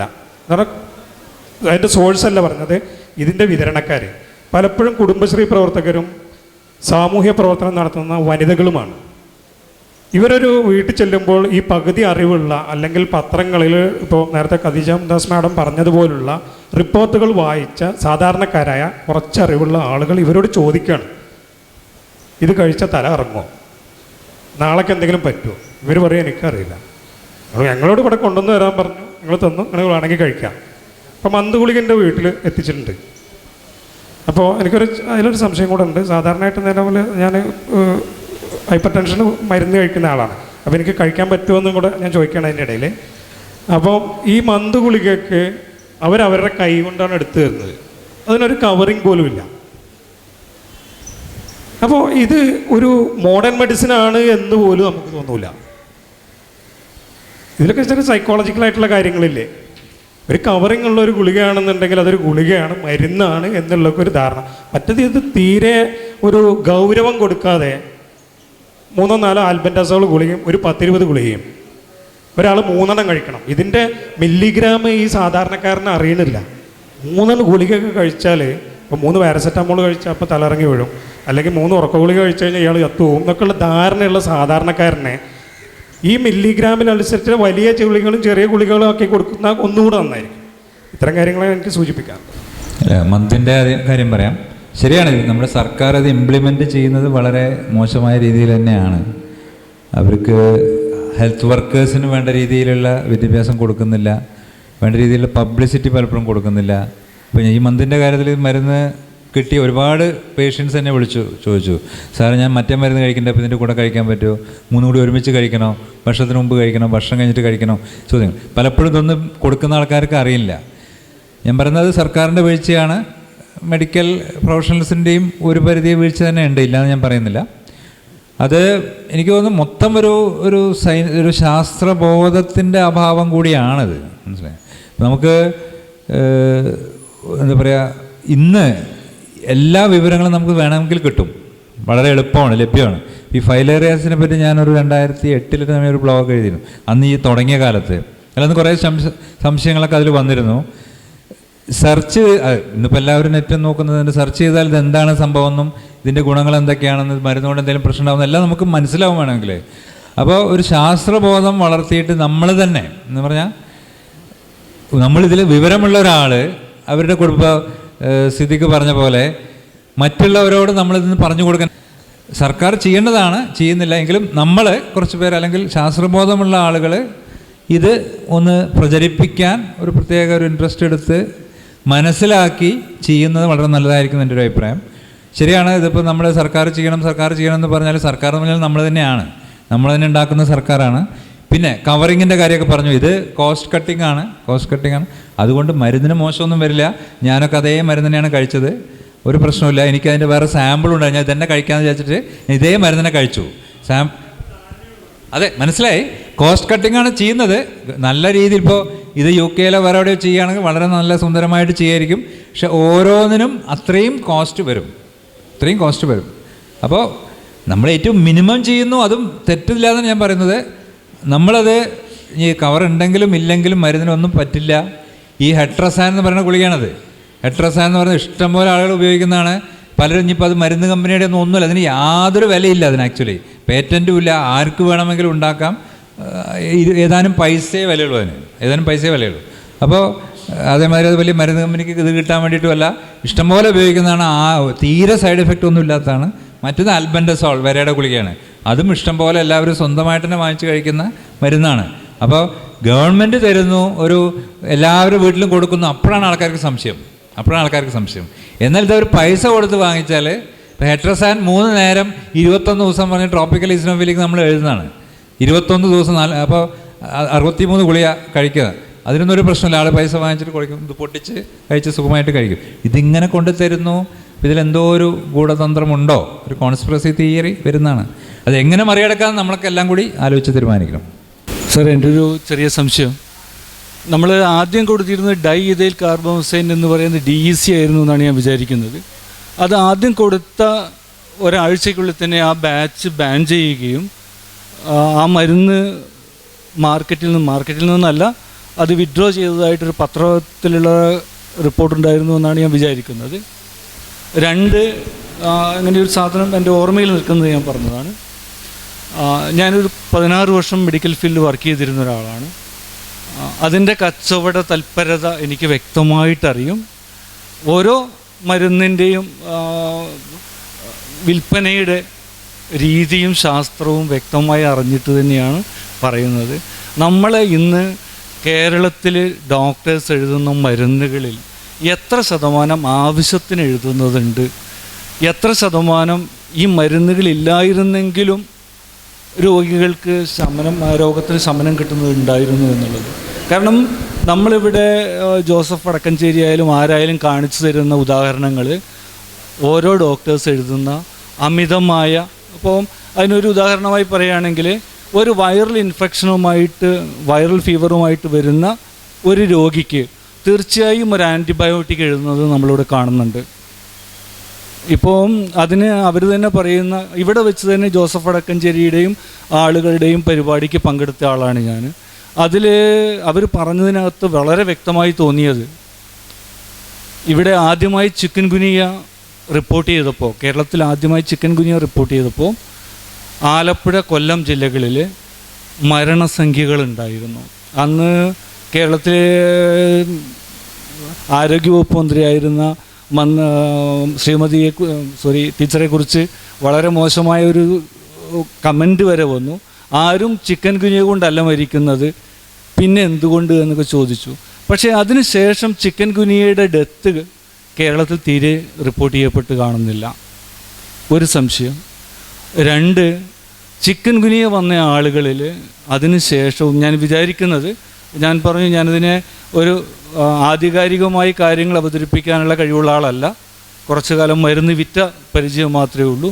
എങ്കിൽ കൂടി ഞാൻ ചോദിക്കുന്നു, ഈ ആളുകൾക്ക് തുടർച്ചയായ കാലത്തേക്ക് അവരുടെ വേദനകൾ ഉണ്ടാവുകയും എന്നാൽ പനിക്കാൻ സമ്മതിച്ച് കിടന്നുപോയ, അതിപ്പം നാച്ചുറോപ്പതിയിലൂടെ ആവാം, ഹോമിയോയിലൂടെ ആവാം, ആയുർവേദത്തിലൂടെ ആയിരിക്കാം, പനിക്കാൻ സമ്മതിച്ച ആളുകൾ പിന്നീട് വേദന ഇല്ലാതിരിക്കുന്ന ഒരവസ്ഥയും കാണുന്നുണ്ട്. അതിന് അവർ പറയുന്ന ന്യായവും കൂടി നിങ്ങളോട് ഞാൻ പറയാം. ഈ വൈറസ് നമ്മുടെ ശരീരത്തിൽ ഒരു ടോക്സിസിറ്റി പ്രൊഡ്യൂസ് ചെയ്യുന്നുണ്ട്. അതിൻ്റെ ടോക്സിസിറ്റി പനിച്ച് തന്നെ നമ്മുടെ ശരീരം റിമൂവ് ചെയ്യുമായിരുന്നു. അത് റിമൂവ് ചെയ്യാനുള്ള സാഹചര്യം ശരീരത്തിന് കൊടുക്കാതെ പാരസെറ്റമോൾ കൊടുത്തത് കൊണ്ട് നമ്മളെ ശരീരത്തിന് വർക്ക് ചെയ്യാൻ കഴിഞ്ഞില്ല എന്നുള്ളതൊന്നുണ്ട്. 2, നമ്മളെ ഇടയിൽ കേരളത്തിലെ എസ്പെഷ്യലി മലപ്പുറം ഡിസ്ട്രിക്റ്റിൽ ഞാൻ കാണുന്നത് ഒരു ഡോക്ടറെ നല്ല ഡോക്ടർ എന്ന് പറയുന്നത് ആ ഡോക്ടർ എഴുതുന്ന മരുന്നിൻ്റെ അളവുകൾ വെച്ചിട്ടാണ് രോഗികൾ കാണുന്നതെന്ന് ഞാൻ വിചാരിക്കുന്നു. ഇവിടെ നമ്മൾ ഒരു ശരീരത്തിന്, ഒരു മനുഷ്യൻ്റെ ശരീരത്തിന് ഡിസൻറ്റഗ്രേറ്റ് ചെയ്യാൻ പറ്റുന്ന പാരസെറ്റമോളിൻ്റെ അളവ്, ഒരു ദിവസം ഡിസൻറ്റഗ്രേറ്റ് ചെയ്യാൻ പറ്റുന്ന പാരസെറ്റമോളിൻ്റെ അളവ് എത്ര, അതുമാത്രമാണോ ഇന്ന് നമ്മുടെ സർക്കാർ ഹോസ്പിറ്റലിലോ സ്വകാര്യ ഹോസ്പിറ്റലിലോ കൊടുക്കുന്നത്? തീർച്ചയായും ഈ ആളുകൾ അവരുടെ ഈ വാക്സിനെതിരെ പറയുമ്പോഴും മരുന്നിനെതിരെ പറയുമ്പോഴും നമുക്ക് എതിർക്കാൻ കഴിയാതെ പോകുന്ന കുറേയേറെ സത്യങ്ങൾ. ഇവിടെ ആദ്യം സർക്കാർ നിയന്ത്രിക്കേണ്ടത് ഇത്തരം വാക്സിൻ എടുക്കാത്ത ആളുകളെ അല്ല, മറിച്ച് അനാവശ്യമായ മരുന്നുകൾ രോഗികൾക്ക്, അനാവശ്യമായ എന്ന് വാക്യാൻ ഇൻവേർട്ടഡ് കോമയിൽ തന്നെ പറയുന്നു, ഇവിടെ പ്രിസ്ക്രൈബ് ചെയ്യാൻ ഇവിടുത്തെ ഡോക്ടർമാർ, ഞാൻ പറഞ്ഞ ചിക്കൻ ഗുനിയയുടെ ആദ്യത്തെ തുടക്കം മുതൽ തന്നെ ഇവിടെ ഉള്ളത്, അത് നിയന്ത്രിക്കാൻ കഴിഞ്ഞിട്ടില്ലെങ്കിൽ ഇത്തരം ആളുകൾ ഈ നാട്ടിൽ ഇനിയും ഉണ്ടാകും. ജോസഫ് വടക്കഞ്ചേരി പറയുന്നതിനോടൊപ്പം പോകാനും ആളുകൾ ഇനിയും ഉണ്ടാവും. അപ്പം സാർ ഈ 2 സംശയങ്ങളൊന്ന് ദൂരീകരിച്ചേക്കൊള്ളാം. ആദ്യം ഡൈതൽ കാർമോസപ്പിൻ്റെ കാര്യം പറഞ്ഞു. DEC അത് തന്നെയാണ് ഹെട്രസ് എന്ന് ഞാൻ പറഞ്ഞത്, ഒരു ബ്രാൻഡ് നെയിമാണ്. DEC ലോകത്തെ എല്ലാ ഭാഗത്തും ഉപയോഗിക്കുന്ന മരുന്ന് തന്നെയാണ്. നിങ്ങൾ മെഡിക്കൽ ഫീൽഡ് ആകുമ്പോൾ നിങ്ങൾക്ക് അറിയുമായിരിക്കാം, ഒരു ബാച്ചിനാണ് കുഴപ്പം. ആ ബാച്ചിൽ എന്തെങ്കിലും 100 മില്ലിഗ്രാം എഴുതിയാൽ 100 ഉണ്ടാവില്ല, 80 ഉണ്ടാവുള്ളൂ. ആ ഡ്രഗ് കൺട്രോൾ കണ്ടുപിടിച്ചിട്ട് ആ ബാച്ചിനെ വിഡ്രോ ചെയ്യാണ്, അല്ല മരുന്ന് വിഡ്രോ ചെയ്യുന്നതല്ല. DEC ലോകത്തെ എല്ലാ ഭാഗത്തും ഉപയോഗിക്കുന്നതാണ്, ഇപ്പോഴും ഉപയോഗിച്ചുകൊണ്ടിരിക്കുന്നതാണ്. അതിനൊരു പ്രശ്നമില്ലാത്തൊരു മരുന്നാണ്. 1. 2, നിങ്ങളിവിടെ നമ്മളിപ്പോൾ വിഷയത്തിൽ നിന്ന് കുറച്ച് മാറിയിട്ടുണ്ട്. നമ്മൾ വാക്സിനെ കുറിച്ചാണ് നമ്മൾ നിൽക്കുന്നത്. നിങ്ങൾ കമേഴ്ഷ്യലൈസേഷൻ ഓഫ് മെഡിക്കൽ ഇതാണ് പറയുന്നത്. അതിൽ നിങ്ങൾ ഫസ്റ്റ് ചിക്കൻ ഗുനിയുടെ കാര്യം പറഞ്ഞു. അതിൽ നിങ്ങൾ എന്ത് പറയുമെങ്കിലും അതിന് എവിഡൻസ് വേണം. നമ്മളെല്ലാം എന്താ പറയുക, ശാസ്ത്രം അല്ലെങ്കിൽ ശാസ്ത്രത്തിൻ്റെ വഴി ആണ് ശരി എന്ന് വിശ്വസിക്കുന്നവരാണ്, വിചാരിക്കുന്നവരാണ്. അപ്പോൾ നിങ്ങൾ ചിക്കൻ ഗുനിയുടെ കാര്യം പറഞ്ഞതിന് എന്തെങ്കിലും എവിഡൻസ് ഉണ്ടോ? എവിഡൻസ് ഇല്ല. എവിഡൻസ് താങ്കൾക്ക് തരാനുണ്ടോ? ഇതിൽ പഠനമുണ്ടോ? ഒരു randomised double blind control study ഉണ്ടോ? ഇല്ല. അത് ഞാൻ പറയാം, അതിലേക്ക് ഞാൻ വരാം. അപ്പോൾ അദ്ദേഹം പറഞ്ഞു വന്നത് തുടക്കത്തിൽ കൂടുതൽ മരണങ്ങളുണ്ടായി, പിന്നെ മരണങ്ങളുണ്ടായില്ല. ചിക്കൻ ഗുനിയ മരണം ഉണ്ടാക്കുമോ എന്നുള്ള ചോദ്യം. ചിക്കൻ ഗുനിയ കാര്യമായിട്ട് മരണങ്ങൾ ഉണ്ടാക്കാത്ത ഒരു അസുഖമാണ്. ഏത് എപ്പിഡമിക്കും, ഒരു വൈറസ് ഏത് എപ്പിഡമിക്കും ആദ്യമായിട്ട് ഒരു എന്താ പറയുക, ആ ഭാഗത്തേക്ക് ഇതുവരെ വരാത്തൊരു പോപ്പുലേഷനിൽ വരുമ്പോൾ കൂടുതൽ അപകടകാരിയാണ്. ഇത് നിങ്ങളിപ്പോൾ നമ്മൾ പന്നിപ്പനി എന്നൊക്കെ പറഞ്ഞിട്ട് വന്നിരുന്നു, സാൾസ് എന്ന് പറഞ്ഞിട്ട് വരുന്നു. ഈ സാധനങ്ങളെല്ലാം തന്നെ സ്റ്റാർട്ടിങ്ങിൽ ഒരു സമൂഹത്തിൽ ഒരു കമ്മ്യൂണിറ്റിയിൽ ആർക്കും ഇമ്മ്യൂണിറ്റി ഇല്ല ഇതിനെതിരായിട്ട്. അങ്ങനെ ഒരു സിറ്റുവേഷനിൽ ഫസ്റ്റ് വരുമ്പോൾ കൂടുതൽ മോർട്ടാലിറ്റി ഉണ്ടാകും. അത് കേരളത്തിൽ മാത്രമല്ല, ഇപ്പോൾ കേരളത്തിൽ മാത്രമല്ല, ഏത് സ്റ്റേറ്റ്, ഇന്ത്യ വേണേൽ സൗത്ത് ഇന്ത്യ എടുത്തോളൂ, അല്ലെങ്കിൽ നോർത്ത് ഇന്ത്യ, അല്ലെങ്കിൽ വേറൊരു കൺട്രി. ഫസ്റ്റ് നിങ്ങൾക്ക് ഓർമ്മയുണ്ടോയെന്ന് എനിക്കറിയില്ല, റീയൂണിയൻ ഐലൻഡ് എന്ന് പറയുന്ന ഫ്രാൻസിലെ റീയൂണിയൻ ഐലൻഡിലാണ് ഒരു കാര്യമായൊരു എപ്പിഡമിക് ആഫ്രിക്കയ്ക്ക് ശേഷം വന്ന്. റീയൂണിയൻ ഐലൻഡിൽ വന്നിട്ട് 2 വർഷം 3 വർഷം കഴിഞ്ഞിട്ടാണ് കേരളത്തിൽ അത് എത്തിയത്. റീയൂണിയൻ ഐലൻഡിൽ ഒരുപാട് പേര് മരിച്ചിരുന്നു. എന്നാൽ അതിനേക്കാട്ടിലും വളരെ കുറവായിരുന്നു ഇവിടെ കേരളത്തിലെത്തിയപ്പോഴേക്കും. അതിനുശേഷം റെസ്റ്റ് ഓഫ് ദ ഇന്ത്യയിലേക്ക് പോയി. ഇപ്പോൾ കേരളത്തിൽ ഒരുവിധം എല്ലാവർക്കും അതിൻ്റെ ഇമ്മ്യൂണിറ്റി ആയി, ഹേർഡ് ഇമ്മ്യൂണിറ്റി എന്ന് പറയും. ഒരു 50-60% പേർക്ക് കൂടി വന്നു കഴിഞ്ഞാൽ പിന്നെ അത് വരില്ല. അപ്പോൾ ഒരു വൈറസ് വേറെ ഒരാൾക്ക് വന്നു, അതിൽ നിന്ന് വേറെ ആൾക്ക് വരുന്നു, അതിന് വേറെ ആൾക്ക് വരുന്നു, അങ്ങനെ പോയിക്കൊണ്ടേ ഇരിക്കുമ്പോൾ പൊതുവേ നമ്മൾ കാണുന്നത് അതേ കമ്മ്യൂണിറ്റിയിൽ, സെയിം കമ്മ്യൂണിറ്റിയിൽ അതിൻ്റെ മോർട്ടാലിറ്റി അല്ലെങ്കിൽ മോർബിഡിറ്റി കുറഞ്ഞു വരും എന്നുള്ളതാണ്. പിന്നെ നിങ്ങൾ പറഞ്ഞു പാരസിറ്റമോൾ കഴിക്കാത്ത ആളുകൾക്ക് മെച്ചം അല്ലേ, അങ്ങനെയല്ലേ പറഞ്ഞത്? അതിന് എവിഡൻസ് ഉണ്ടോ? എവിഡൻസ് ഇല്ല. ഈ പോസ്റ്റ് ചിക്കൻ ഗുനിയ ആർത്രൈറ്റിസ് എന്ന് പറഞ്ഞിട്ട് ആലപ്പുഴ മെഡിക്കൽ കോളേജിൽ നിന്ന് പത്മകുമാറിൻ്റെ ഒരു പേപ്പറുണ്ട്, വളരെ വെൽ അക്ലൈൻ പേപ്പറാണ്. അതിൽ ഇങ്ങനൊരു ഫൈൻഡിങ് അതിലില്ല, ഇങ്ങനൊരു ഫൈൻഡിങ് ഇല്ല പാരസിറ്റമോൾ കൊടുത്തിട്ടോ ഇല്ല. ഇനി പാരസിറ്റമോളിൻ്റെ ആക്ഷൻ, പാരസിറ്റമോൾ ഇമ്മ്യൂൺ സിസ്റ്റത്തിനെ ഒന്നും ചെയ്യുന്നില്ല. ഇതൊരു ആൻറ്റിജൻ ആൻറ്റിബോഡി റിയാക്ഷനാണ്. പാരസിറ്റമോൾ വൈറസിനെ ഇല്ലാതാക്കുന്നില്ല, ആൻറ്റിബോഡി ഇല്ലാതാക്കുന്നില്ല, ആൻറ്റിബോഡി ഉണ്ടാക്കുന്നില്ല. പാരസിറ്റമോൾ ആകെ എന്താ ചെയ്യുന്നത് വെച്ചാൽ ആ ഹൈപ്പോതലാമസിലുള്ള ആ തെർമോസ്റ്റാറ്റ് ഒന്ന് മാറ്റി വയ്ക്കുക, അത്രേ ഉള്ളൂ. 6 മണിക്കൂർ അല്ലെങ്കിൽ 8 മണിക്കൂറിനുള്ള എഫക്റ്റ്, അത്രേ ഉള്ളൂ. അപ്പോൾ ആൻറ്റിജൻ ആൻറ്റിബോഡി റിയാക്ഷൻ കൊണ്ടാണ് ചിക്കൻ ഗുനിയയിൽ ആർത്രൈറ്റിസ് വരുന്നതെന്ന് ഇറ്റ്സ് വെൽ നോൺ, സയൻസിന് അറിയാവുന്നതാണ്. അപ്പോൾ പാരസിറ്റമോൾ എങ്ങനെയാണ് അതിനെ ബാധിക്കുക എന്ന് അതിന് പുതിയൊരു തിയറി ഉണ്ടാക്കണം. ആ തിയറി നമുക്ക് പലതരം സ്റ്റഡീസ് വെച്ച് പ്രൂവ് ചെയ്യണം. അങ്ങനെ ചെയ്താൽ മാത്രം നിങ്ങൾ പറയുന്നത് എനിക്ക് വിശ്വസിക്കാൻ പറ്റുള്ളൂ. സയൻറ്റിഫിക് എവിഡൻസ് ഇല്ലാതെ തോന്നിയ പോലെ എന്ത് വേണം, എനിക്ക് തോന്നിയത് എനിക്ക് എൻ്റെ ലോജിക്ക് ഇതാണ്, ഒക്കെ കുഴപ്പം പാരസിറ്റമോളാണെന്ന് എനിക്ക് അങ്ങോട്ട് തോന്നി, അതങ്ങോട്ട് ഛർദ്ദിക്കുക, അത് കേൾക്കാൻ കുറേ പേരിങ്ങനെ കേൾക്കുക, കൈയടിക്കുക, അങ്ങനെയാണ് ഇപ്പോൾ നമ്മൾ നടക്കുന്നത്. അപ്പോൾ നിങ്ങൾ എന്താ ചെയ്യേണ്ടിയിരുന്നത്? നിങ്ങൾ അവിടെ ഇരുന്നിട്ട് ചോദിക്കാനാണ് ജേക്കബ് വടക്കംചേരിയോട്, ഇതിന് എവിഡൻസ് എന്താണ്? താങ്കൾക്ക് ഇതിന് എവിഡൻസ് ഉണ്ടോ? ഇല്ലെങ്കിൽ എങ്ങനെയാണ് നിങ്ങളിത് പറയുക? അത് ചോദിക്കണ്ടേ? നമ്മുടെ നാട്ടുകാരും ചോദിക്കില്ല, അതാ പ്രശ്നം. ഞാനിത് പറയുന്നത്, എൻ്റെ അച്ഛൻ പാരസിറ്റമോളോ ഒരു മരുന്നോ കഴിക്കാതെ ചിക്കൻ ഗുനിയ വന്ന് വീട്ടിൽ കിടന്ന് ശരിക്കും ഡെലിറിയ വന്ന് 3 ദിവസങ്ങൾക്ക് ശേഷം 3-4 ദിവസങ്ങൾക്ക് ശേഷം എഴുന്നേറ്റ് പോയാണ്. നിങ്ങളുടെ അച്ഛന് കുഴപ്പമൊന്നും ഉണ്ടായില്ല. ഇത് അനക്ഡോട്ടൽ എവിഡൻസ് പറയും ഇതിന്, അനക്ഡോട്ട്, മനസ്സിലായില്ലേ? ഇപ്പോൾ ഞാനിങ്ങനെ നടന്നു പോയി, എൻ്റെ തലയിലൊരു തേങ്ങ വീണു, എൻ്റെ തലവേദന മാറി. അപ്പം ഞാൻ എല്ലാ രോഗികളോടും തെങ്ങിൻ തോട്ടിൽ നിൽക്കൂ, വീണാൽ മാറും. അതായത് അനക്ഡോട്ട്, ഏറ്റവും താഴെ തട്ടിലുള്ള എവിഡൻസാണ്, മനസ്സിലായില്ലേ? അപ്പോൾ അത് ഞാൻ വീണ്ടും പറയുന്നത്, ഈ ചിക്കൻ ഗുനിയ വന്നിട്ട് ആർത്രൈറ്റിസ് വന്ന ആളുകളുടെ ഒരുപാട് പഠനങ്ങൾ കേരളത്തിൽ തന്നെ ഉണ്ട്. സാർ ഒരു സംശയം കൂടി ഉണ്ട് സാർ, ഞാൻ ഇതിന് ആർഗ്യുമെൻ്റ് എന്നുള്ള നിലയ്ക്കല്ല ചോദിക്കുന്നത്, എനിക്ക് മനസ്സിലാക്കാൻ തന്നെയാണ്. പനിക്കുക എന്ന് പറയുന്നത് നമ്മുടെ ശരീരം എടുക്കുന്ന ഒരു സ്വയം പ്രതിരോധം കൂടിയല്ലേ? അപ്പോൾ തീർച്ചയായിട്ടും ബോഡിയിൽ ഒരു അലിയൻ ബോഡി എന്തെങ്കിലും വന്നിട്ടുണ്ടെങ്കിൽ അതിനെ എലിമിനേറ്റ് ചെയ്യാൻ, അല്ലെങ്കിൽ അതിൻ്റെ ടോക്സിസിറ്റി ഉണ്ടെങ്കിൽ അതിനെ എലിമിനേറ്റ് ചെയ്യാൻ വേണ്ടി ബോഡി എടുക്കുന്ന ഒരു സ്വയം പ്രതിരോധം എന്നാണ് ഞാൻ മനസ്സിലാക്കിയിട്ടുള്ളത്. ഞാൻ വിചാരിക്കുന്നത് അതാണ് ശരിയെന്നും. അങ്ങനെയാണെങ്കിൽ പനിക്കുന്നത് നമ്മളൊരു ചെറിയ തരത്തിലുള്ള പനി അനുവദിച്ചു കൊടുക്കുകയല്ലേ നല്ലത്? ചെറിയ തോതിലുള്ള പനി അനുവദിച്ചു കൊടുക്കുക തന്നെയാണ് നല്ലത്, അതിൽ തെറ്റൊന്നുമില്ല. നമ്മളെല്ലാവരും പറയുന്നത് തന്നെ 100 അല്ലെങ്കിൽ 101, ചിലപ്പോൾ 102 വരെ പറയാം. അത് ആളുടെ ആരോഗ്യം അനുസരിച്ച്. ഇപ്പോൾ വളരെ ചെറിയ കുട്ടിയാണെങ്കിലോ വളരെ പ്രായമുള്ള ഒരാളാണെങ്കിലോ അല്ലെങ്കിൽ വേറെ ഒരുപാട് അസുഖങ്ങളുള്ള ഒരാളാണെങ്കിലോ നമ്മൾ അധികം പനിക്ക് കൊടുക്കാറില്ല. ആരോഗ്യമുള്ള ഒരാളാണെങ്കിൽ 101 വരെ പനിച്ചാലും നമ്മളൊന്നും ചെയ്തില്ലെങ്കിലും കുഴപ്പമില്ല, ദേഹം തുടച്ചു കൊടുത്താലൊക്കെ മതി, മനസ്സിലായി? പിന്നെ പനിയുള്ളപ്പോൾ ഓൾറെഡി ഫിറ്റ്സ് ഉള്ള ഒരാളാണ്, ഫിറ്റ്സ് വരുന്ന ഒരാളാണ്, പനി ഒരു പരിധിയിലധികം കൂടിയാൽ ഫിറ്റ്സ് വരാൻ സാധ്യതയുണ്ടെങ്കിൽ നമ്മളിടയ്ക്ക് മരുന്ന് കൊടുക്കും. കുട്ടികളാണെങ്കിൽ ചിലപ്പോൾ വളരെ ചെറിയ കുട്ടികളാണെങ്കിൽ പനി മാത്രം ഉണ്ടെങ്കിലും നമ്മളിടയ്ക്ക് അതിനെ ട്രീറ്റ് ചെയ്യും. അപ്പോൾ ചെറിയൊരു പനിക്ക് പാരസിറ്റമോൾ കൊടുക്കണമെന്ന് നമ്മൾ ആരും പറയുന്നില്ല, ആരും പറയാറില്ല, ആരും കൊടുക്കാറുമില്ല. പക്ഷേ ഒരു പരിധിയിലധികം പനി കൂടിയാൽ 102, 103 ആയി പോകുമ്പോൾ അത് പല രീതിയിൽ പ്രോബ്ലം ഉണ്ടാക്കും. ഒരു പ്രോബ്ലം എന്താ ഉണ്ടാവുമെന്ന് വെച്ചാൽ ഛർദി വരാം, ഫുഡ് ഇൻടേക്ക് വല്ലാതെ കുറയും, ഡീഹൈഡ്രേഷൻ വരും. പനി ഹൈ ഫീവർ ഉള്ളവരൊന്നും കഴിക്കില്ല. പനി തീരെ കുറയുന്നേ ഇല്ല എന്ന് വിചാരിക്കുക, 2 ദിവസം ഒന്നും കഴിക്കാതിരിക്കാൻ സാധ്യതയുണ്ട്. ബ്ലഡ് പ്രഷർ ഫോൾ ചെയ്യാം, അപ്പോൾ വൃക്കയിലേക്കും തലച്ചോറിലേക്കുള്ള രക്തോട്ടമൊക്കെ കുറയാം. അങ്ങനെ ഒരു കാസ്കേഡ് വന്നിട്ട് ഷോക്കിലേക്ക് പോവാം, പ്രശ്നങ്ങൾ വരാം. അപ്പോൾ അതുകൊണ്ട് ഹൈ ഫീവറിൽ നമ്മൾ വരാൻ സമ്മതിക്കുന്നില്ല, ചെറിയ ഫീവർ ട്രീറ്റ് ചെയ്യാം.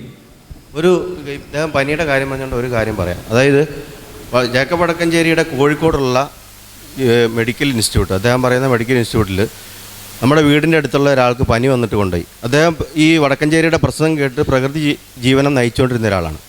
അങ്ങനെ പനി വല്ലാതെ മൂത്തു, അദ്ദേഹത്തെ അവിടെ കൊണ്ടുപോയി നമ്മുടെ സുഹൃത്ത് കാണാൻ പോകുമ്പോഴുള്ള കാഴ്ച, ഇദ്ദേഹത്തിന് ടെമ്പറേച്ചർ ഹൈ ആയിട്ട് തുണി പറിച്ചിട്ട് തുള്ളുകയാണ്, ഭ്രാന്തായിട്ട് മാറി, ഫിക്സ് പോലെ വന്നിട്ട് അദ്ദേഹം അതായത് നോർമലായിട്ട് പണിയെടുത്ത് ജീവിച്ചുകൊണ്ടിരുന്ന ഒരാൾ ഭ്രാന്തമായിട്ട് പെരുമാറാം, തുണിയില്ലാതെ ഇങ്ങനെ സൂര്യനെ നോക്കി നിൽക്കുക മൂപ്പര് ഇദ്ദേഹം ചെല്ലുമ്പോൾ. അപ്പോൾ നമ്മുടെ കൂട്ടത്തിൽ പോയ നമ്മുടെ ഇവിടെ ജനാർദ്ദനേട്ടൻ എന്ന് പറഞ്ഞ ഒരാളാണ്. അദ്ദേഹം പറഞ്ഞു, ഇദ്ദേഹത്തെ നിങ്ങൾ നിങ്ങളിവിടെ ചികിത്സിക്കുന്നത്. അപ്പോൾ ഇവരാദ്യം കരിക്കും വെള്ളം കൊടുത്തു, പിന്നെ ആപ്പിൾ കൊടുത്തു, ഇതുകൊണ്ടൊന്നും പനി പോകുന്നില്ല, പനി ഹൈ ടെമ്പറേച്ചറാണ്. അങ്ങനെ ലാസ്റ്റ് അവർ തന്നെ ഇവരുടെ കാല് പിടിച്ചിട്ട് പറഞ്ഞു, ഈ രോഗിനെ നിങ്ങളെങ്കിലും ഹോസ്പിറ്റലിലേക്ക് മാറ്റിക്കോളൂ, ഞങ്ങൾക്ക് ഇവിടെ ട്രീറ്റ് ചെയ്യാൻ കഴിയില്ല. അങ്ങനെ അവിടുന്ന് മാറ്റിയിട്ടാണ് അദ്ദേഹത്തെ ഇപ്പോൾ ജീവിതത്തിലേക്ക് തിരിച്ചു കൊണ്ടുവന്നത്. അങ്ങനെ ഒരു സംഭവം അതിപ്പോൾ ഇത് ഈ പറഞ്ഞ പോലെ അനക്ഡോണ്ടൽ എവിഡൻസ് എന്ന് പറഞ്ഞ പോലത്തെ ഞാനത് ഒരു ഇതായിട്ട് പറയുന്നില്ല, എങ്കിലും ഇങ്ങനെ ഒരു സംഭവം ഉണ്ടായിട്ടുണ്ട്. അത് ഒന്ന്. പിന്നെ മുഹമ്മദ് ഖാൻ സാറ് ചോദിച്ച ഒരു സംഭവമുണ്ട്, ഈ ഒരു മനുഷ്യവാസവും ഇല്ലാതെ കാടിൻ്റെ ഉള്ളിൽ ജീവിക്കുന്ന ജീവികൾക്ക് ഈ ഇന്ന് പകർച്ചവ്യാധികൾ ഉണ്ടാവുമെന്നുള്ളത്. തീർച്ചയായിട്ടും ഉണ്ടാകുന്നുണ്ട്.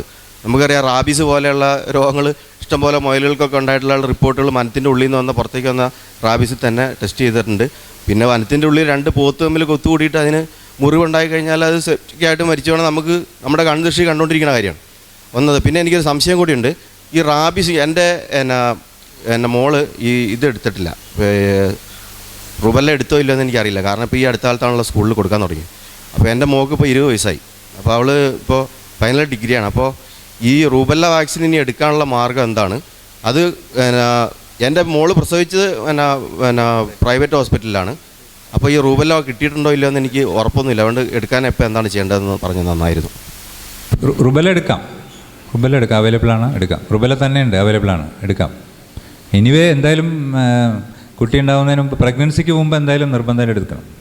പ്രകൃതി ജീവനം നയിച്ചു കഴിഞ്ഞാൽ ധാരാളം, അതായത് ഇന്നത്തെ കാലഘട്ടത്തിലുള്ള ഭക്ഷണങ്ങളും മറ്റുമാണ് രോഗങ്ങൾ ഉണ്ടാക്കുന്നതെന്നും പ്രകൃതി ജീവനം നയിച്ചു കഴിഞ്ഞാൽ ധാരാളം രോഗത്തിൽ നിന്നും മുക്തി നേടാമെന്നും ഈ പ്രകൃതി ജീവനക്കാർ പ്രചരിപ്പിക്കുന്നുണ്ട്.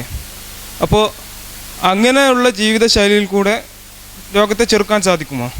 പിന്നെ രണ്ടാമത്തെ കാര്യം, ഈ ഡിഫ്തീരിയ പോലുള്ള രോഗങ്ങൾ വന്നു കഴിഞ്ഞാൽ ചികിത്സിച്ച് മാറ്റാൻ സാധിക്കില്ലേ? പിന്നെ മൂന്നാമത്തെ, നിങ്ങളൊരു പീഡിയാട്രിക് ഡോക്ടർ കൂടിയാണല്ലോ. അപ്പോൾ ചെറിയ കുട്ടികളിൽ ഈ മുമ്പുണ്ടായിരുന്ന ജോൺസൺ ആൻഡ് ജോൺസൻ്റെ ഒക്കെ ഒരുപാട് പ്രൊഡക്ട്സ് ഉണ്ടായിരുന്നു. ഈ ജോസഫ് വടക്കാഞ്ചേരിയൊക്കെ വളരെ ശക്തമായി പ്രതിരോധം ഏർപ്പെടുത്തിക്കൊണ്ട് അവസാനം അത് പിൻവലിച്ചു.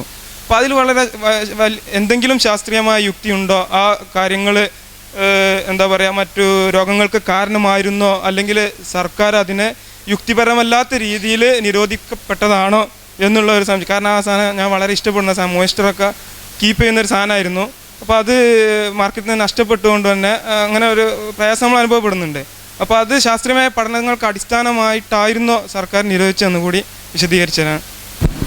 അതിൽ ആദ്യത്തെ ചോദ്യം പിന്നെ പ്രകൃതി ജീവനം. അപ്പോൾ നമ്മൾ ഈ പ്രകൃതിക്ക് എഗെയിൻസ്റ്റായിട്ട് ജീവിക്കാൻ തുടങ്ങിയിട്ട് അത്ര അധികം കാലമൊന്നും ആയിട്ടില്ല. അപ്പോൾ അതിന് മുമ്പുള്ള ചില കാര്യങ്ങളാണ് നമ്മൾ കണക്കുകളിലൂടെ പറഞ്ഞത്. നമ്മുടെ മനുഷ്യരുടെ ആയുസ് ഇപ്പോൾ 1900 തുടക്കത്തിലൊക്കെ ആയുസ് 40-45 ആ റേഞ്ചിലൊക്കെ ആയിരുന്നു. അപ്പോൾ രോഗങ്ങളെ കണ്ടുപിടിക്കുകയും അതിനെ ചികിത്സിക്കുകയും ചെയ്തുകൊണ്ടാണ് നമ്മൾ പലരും ഇന്ന് കൂടുതൽ കാലം ജീവിച്ചിരിക്കുന്നത്. ഈ പ്രകൃതിക്ക് വിധേയമായിട്ട്, പൂർണ്ണമായും പ്രകൃതിക്ക് വിധേയമായി ജീവിച്ചിരുന്ന കാലത്ത് നമ്മുടെ മരണനിരക്ക് വളരെ കൂടുതലായിരുന്നു, ആയുർദൈർഘ്യം വളരെ കുറവായിരുന്നു. അപ്പോൾ അതുകൊണ്ട് പ്രകൃതി ജീവനം എല്ലാത്തിനും ഒരു മരുന്നാണെന്നുള്ളത് തികച്ചും തെറ്റാണ്. അതേസമയം നമ്മുടെ ഈ പരിഷ്കാരത്തിൻ്റെയോ അല്ലെങ്കിൽ ഇതിൻ്റെയൊക്കെ ഭാഗമായിട്ട് ഉള്ള ഭക്ഷണശീലം നമ്മളെ വളരെയേറെ മോശമായിട്ട് ബാധിക്കുന്നുണ്ട്. ഉദാഹരണത്തിന് എല്ലാം വളരെ ഫ്രൈ ചെയ്ത് കഴിക്കുന്ന ശീലം, പിന്നെ കൂടുതൽ കാർബോഹൈഡ്രേറ്റുകൾ, ഈ ചോറ് ഇതൊക്കെ കൂടുതൽ കഴിക്കുന്ന ശീലം, അല്ലെങ്കിൽ റിഫൈൻഡ് ഷുഗേഴ്സ് കൂടുതൽ കഴിക്കുന്ന ശീലം. അപ്പോൾ അങ്ങനെ നമ്മുടെ ഭക്ഷണശീലത്തിൽ കുറേയേറെ മാറ്റങ്ങൾ വന്നിട്ടുണ്ട്. അപ്പോൾ അതിനൊക്കെ ഒരു നിയന്ത്രണവും, എന്താണ് ബാലൻസ്ഡ് ഡയറ്റ് എന്നുള്ള ഒരു ബോധവും അതിനനുസരിച്ച്, അതേപോലെ വ്യായാമത്തിൻ്റെ കുറവ്. മുമ്പ് ഈ പ്രകൃതി ജീവനം എന്നൊക്കെ പറയുന്ന സമയത്ത് നമ്മൾ ഒരു അപകടത്തിൽപ്പെട്ട ഓടി രക്ഷപ്പെടേണ്ട ആരോഗ്യം വേണം.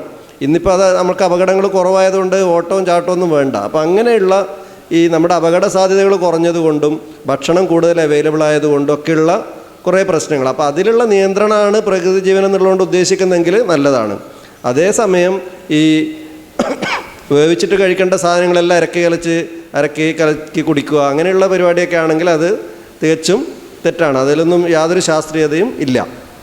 മാത്രമല്ല അങ്ങനെ ചെയ്യുന്നത് വഴി അപകടങ്ങളും ധാരാളം ഉണ്ടായിട്ടുണ്ട്. പിന്നെ ഡിഫ്തീരിയ പോലെയുള്ള രോഗങ്ങൾ ചികിത്സിച്ച് മാറ്റാൻ പറ്റുമെന്നുള്ളത്, ചികിത്സ ഉണ്ട്. ഡിഫ്തീരിയക്കായാലും ടെറ്റനസിനായാലും വില്ലൻ ചുമക്കായാലും മീസിൽസിനായാലൊക്കെ ചികിത്സകളുണ്ട്. ചിലതിന് വളരെ കൃത്യമായിട്ടുള്ള ചികിത്സയുണ്ട്, ചിലതിന് സപ്പോർട്ടീവ് തെറാപ്പി എന്നൊക്കെ പറയും. പക്ഷേ ഈ രോഗങ്ങൾ വന്ന് ചികിത്സിക്കുമ്പോൾ മോർട്ടാലിറ്റി റേറ്റ് കൂടുതലാണ്. 100 കുട്ടികൾക്ക് ഡിഫ്തീരിയ വന്നു കഴിഞ്ഞാൽ നമ്മൾ എല്ലാ ചികിത്സയും കൊടുത്താലും ഒരു 15 പേരൊക്കെ മരിക്കും. അപ്പോൾ അത്രയും മോർട്ടാലിറ്റി റേറ്റ് കൂടുതലാണ്. അതുകൊണ്ട് തന്നെയാണ് നമ്മൾ ആ രോഗങ്ങൾ വരാതെ നോക്കേണ്ടത്.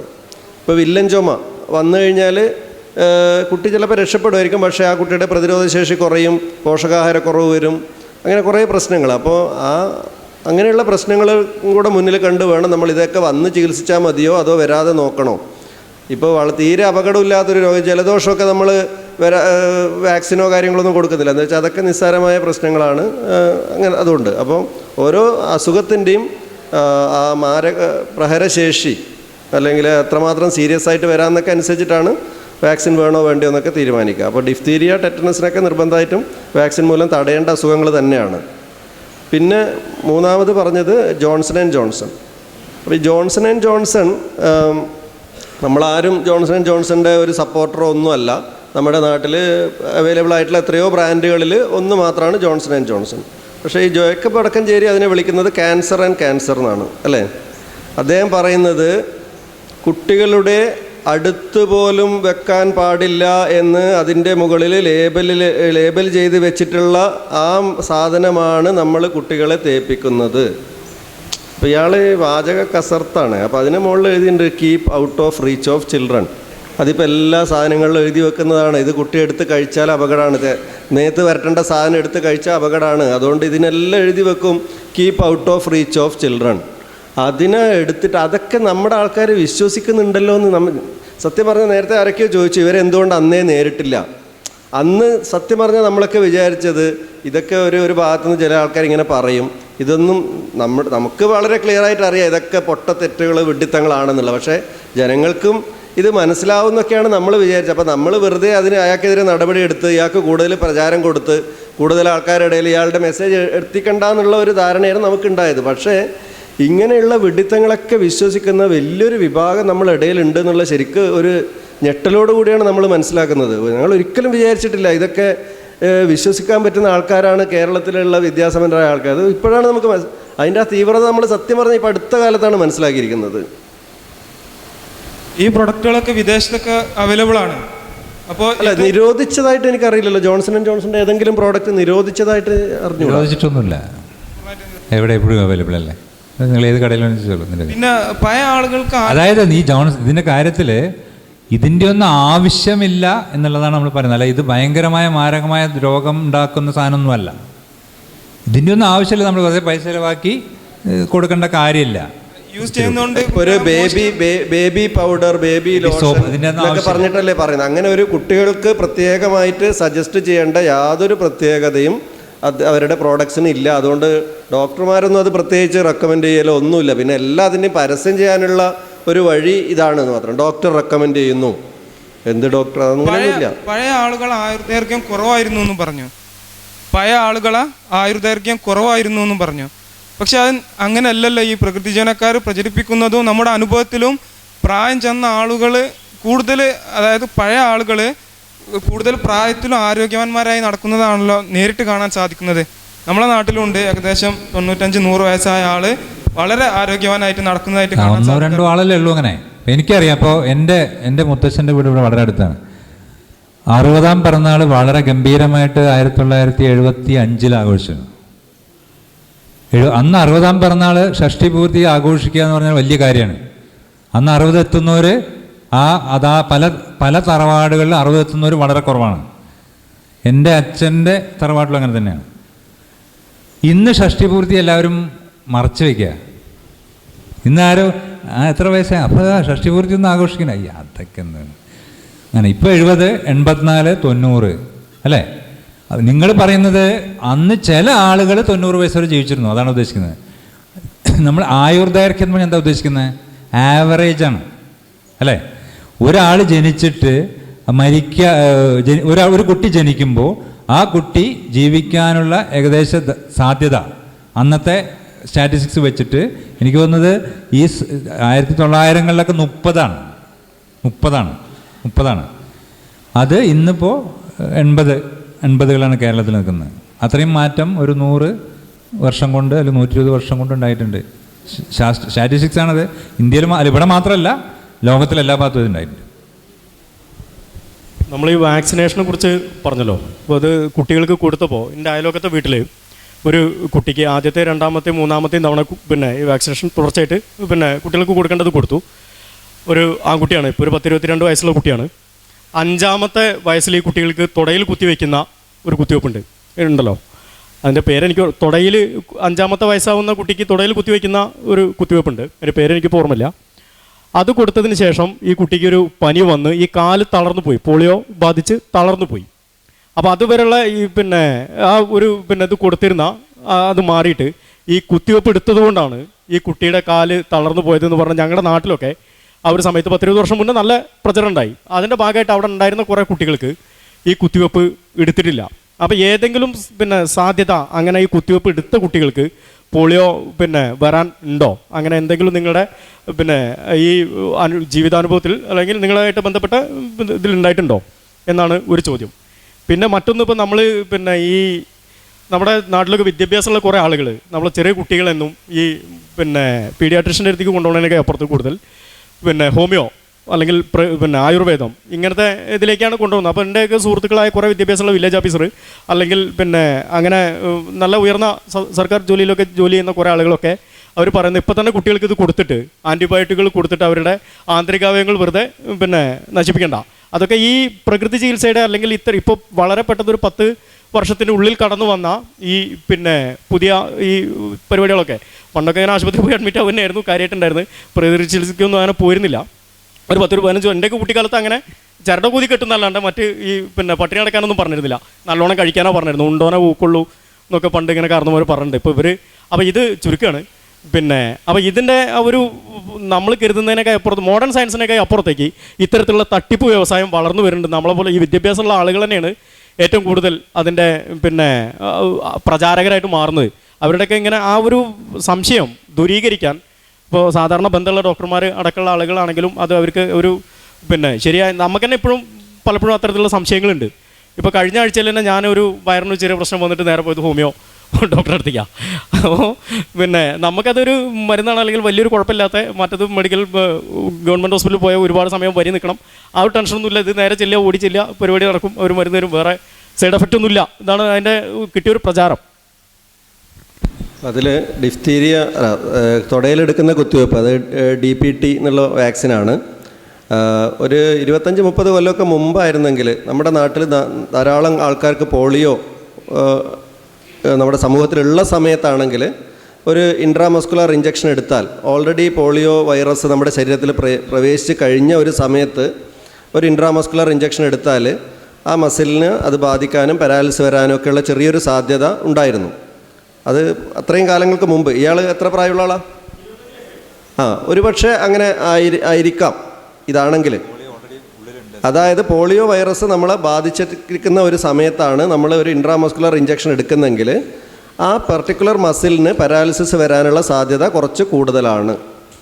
പക്ഷേ ഇന്നത്തെ കാലത്ത് പോളിയോ നമ്മുടെ സമൂഹത്തിലില്ല, അതുകൊണ്ട് തന്നെ ആ ഒരു സാധ്യതയുമില്ല.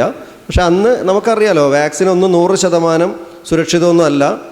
പണ്ടത്തെ കാലത്ത് ഉള്ള വാക്സിൻ കുറേ കൂടെ സുരക്ഷിതമല്ലായിരുന്നു, ഇപ്പം കൂടുതൽ സുരക്ഷിതമായി വരികയാണ്. അപ്പോൾ അന്ന് അതിൻ്റെ അപകടം, ഈ പോളിയോ വന്നാലുള്ള അപകടം അതിനേക്കാളൊക്കെ എത്രയോ കൂടുതലായതുകൊണ്ടാണ് ഈ പ്രശ്നങ്ങളൊക്കെ ഉണ്ടായാലും വാക്സിൻ എടുക്കണം എന്ന് തന്നെ നിഷ്കർഷിച്ചിരുന്നത്.